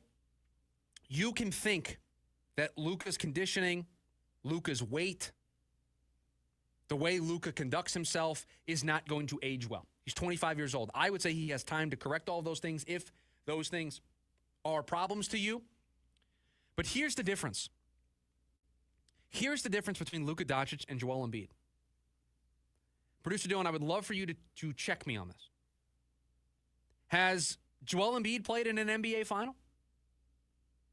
Has Joel Embiid had the track record of success where he is a 5-time All-NBA player the way Luka Doncic is? You don't need to check. It was a rhetorical question. He's done none of those things. So you can compare the two, but Luka has already done more than Joel Embiid has done in his career. So yes, Joel Embiid has all those problems. Joel Embiid's conditioning is an issue. The injury history piles up. He misses games all of the time. I get it. Luka's done more already at 25 years old than Joel Embiid has done his entire career. Luka Doncic took a team to the NBA Finals last year. If you're concerned about his conditioning, he still took you to the NBA Finals. And you couldn't have been that concerned about his conditioning because you built a whole team around him last year and they went to the Finals. So I don't understand. You've made a bet that this is going to age poorly. And here's why your bet's going to be wrong. Because even if all those things are true, even if Luka's conditioning was bad, even if Luka's nutrition was bad, even if all of those things were true, you have now given Luka Doncic the perfect fuel to say, oh yeah, really? Watch this. The Luka Doncic revenge tour against the Mavericks could be something to behold. And so you might have been right, but you might have ticked off the wrong guy. And Luka now gets to team up with LeBron James. And if you don't think that's going to unlock another level of Luka Doncic to where these conversations get put to bed, they get put in the rearview mirror, and we just point and laugh at Nico Harrison and the Dallas Mavericks for choosing to go down this path, I'm sorry, I just don't see a world where this ends well. I do not buy the comparisons to Joel Embiid. Luka Doncic have already achieved more. He's achieved things that only Giannis, LeBron, Steph, and Harden have done. That's the company that he is keeping. He's 25 years old. He turns 26 this month, and yet he's just going to go to the Los Angeles Lakers. He's still a kid. If he went to American University, he's 3 years out of college. Think of where you were 3 years out of college. I know where I was 3 years out of college. I was still maybe not eating the best. I maybe still wasn't the best conditioned. He's 25. He's not 33 at the back nine of his career, and you have that concern that he's kind of letting himself go. He's 25 years old. And you know what? If he's putting up these numbers despite all those concerns, here's the scary part. What does this look like if he figures it all out? What does it look like if he changes all of those things that you're concerned about? I cannot fathom being a Dallas Mavericks fan today. I can't. I tried to come up with the comps in other sports, and people tried. I saw some that I liked, but there's none that really, truly fit. So I came up with one that isn't really apples to apples because it couldn't actually happen. But let's just say for a second that Juan Soto wasn't a free agent this year in baseball, that he was with the Yankees for another year. It would be like after losing the World Series, the Yankees looked at Juan Soto and said, you know what? We don't really love the antics. We don't really love the bat flips. We don't really love the way that he conducts himself. And he's not like Aaron Judge. And so you know what? We're going to trade him. And we're going to trade him for a defense first guy. So we're going to trade him to the Angels for Mike Trout. That's the comp. Trading Juan Soto for Mike Trout at this stage of both of their careers. That's the comp. The Yankees, after losing the World Series, going to the World Series with Juan Soto, saying, you know what, we're not really sure we want to be in the Juan Soto business. We don't really want to give him $765 million. So we're going to trade him to L.A. and get Mike Trout, who's on the back nine of his career, a defense guy. That's who we're going to trade for. They would be laughed out of the building. The Yankees would be. They'd be laughed for making that trade. And yet the Dallas Mavericks, they were the ones who suggested it. They called the Lakers up and said, hey, you want Luka Doncic? Somebody would have needed to check on Rob Pelinka if he said no to that question. I truthfully cannot fathom today being in Dallas. I can't.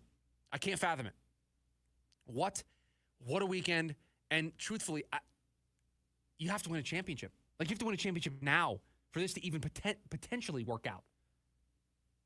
Just an absolute mess. And now it has spawned all sorts of different things. And where things currently stand is the Warriors are just actively... You go to a concert, the mosh pit, there's just the one guy that's just elbowing everybody. That's the Golden State Warriors right now. They are just, hey, are you interested in trading Zion Williamson or Brandon Ingram? Hey, the Lakers, are you interested in trading LeBron James? Hey, the Suns, are you interested in trading Kevin Durant? They are calling everybody, according to reports right now, to try to get an all-star to pair with Steph Curry. They might reemerge into the Jimmy Butler sweepstakes before this is all said and done. The Warriors are right now at the center of this, and the Suns still remain at the center of this because Jimmy Butler is still out there, and because it was reported earlier today from Jake Fisher that the Suns are at least listening on Kevin Durant. Not that they're actively shopping, but that the Warriors called and that they did listen to what the Warriors had to say. I will believe that when I see it. I will believe that when I see a graphic that says, "Welcome to the Bay Area, Kevin Durant." Like that's when I'll believe that's happening. I still think the Suns err on the side of a smaller move because there was another report earlier today that Bradley Beal, as of today, as of Monday, is not inclined to waive his no-trade clause, and that just takes so much off the table for the Phoenix Suns. So it is our job here over the next couple of days here on this show. Tomorrow, Wednesday, Thursday, we're going to keep talking about the Suns and the way that they play. They have another game tonight against Portland. We're going to keep an eye on all of this. This is a fast-moving news cycle. And I think it would have gone this way regardless, but I think Luka Doncic and De'Aaron Fox getting traded on Saturday and Sunday just has accelerated what the next 24 to 48 hours are going to look like. I think there is a sense of urgency that the deadline itself creates, but those moves over the weekend create. There is a sense of urgency to do something. And the Suns are going to try to do something. The Warriors appear to be the team that is right on the Suns' heels in terms of aggressiveness to try to do something. And it might be an arms race between those two teams to see who can get the big fish over the line before Thursday's trade deadline. So I think that's where things stand right now. I think. Because things change at a moment's notice. There is a lot going on. What is next for the Lakers after landing Luka? They need a center. What names are they looking at? Does Dallas do more to push all in after trading Luka Doncic? What are the Warriors up to? What are the Suns going to be able to do? Does Oklahoma City or Houston do anything before the trade deadline? Does anybody in the Eastern Conference know it's the trade deadline before Thursday? All the teams I just mentioned in the West. Does the Eastern Conference know it's the trade deadline on Thursday? Does Cleveland, New York, Boston, they know they can make trades, right, before Thursday? The other conference can do stuff, right? That's allowed by the CBA? Because right now it's the Lakers, it's the Spurs, it's the Warriors, it's the Suns, it's the Mavs. Those are the teams at the center of the trade deadline right now. Notice how I didn't mention a single Eastern Conference team.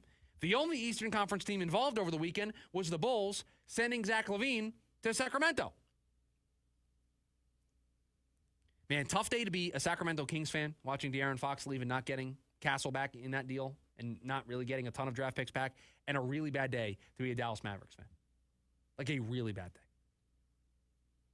Truthfully, there was Saturday night, the Suns game was wrapping up, and by this point in the Suns game, it didn't mean anything, right? It was over. The game was over. They down 19, 20 points. And I'm sitting there, and I see the tweet. And I kid you not, I sat in the chair in my office for a good 45 minutes, and I didn't even realize that I was still sitting in the chair. Like, I was just consuming content, watching SportsCenter, listening to all the reaction, and I looked up, and it was like 11:30, almost midnight. And I was like, where did the time go? I was so stunned by the move and so confused that I couldn't move on Saturday. It's the biggest move I've ever seen in any sport in history. I mean, I can't think of one in my lifetime that's bigger than this. They traded a 25-year-old generational talent and got a terrible return. I'm sorry. I'm not going to be one of these guys that tries to convince you that Anthony Davis is a good basketball player. He's going to help the Dallas Mavericks. They might be able to do something in the Western Conference. They made a terrible trade. They got one first-round pick. They gave up a second-round pick in the trade. I am not going to be the radio host that tries to convince you that Dallas did well here to get Anthony Davis. It's not happening. There was a bad trade. It was a bad decision. And it's only going to age worse and worse as time goes on. But you'll always remember who Nico Harrison is. You'll always remember. Because this organization made the biggest bet we have seen an NBA team make. And I don't see it going well. Whew. Maybe the quickest 2 hours in lunch break history today, truthfully. I mean, there's more to do. We touched on Myles Garrett once today. So we'll do it again tomorrow. Jim Rome is next. Producer Dylan, thank you for all that you do. Everybody, make it a great rest of your Monday. Talk to you tomorrow. See ya!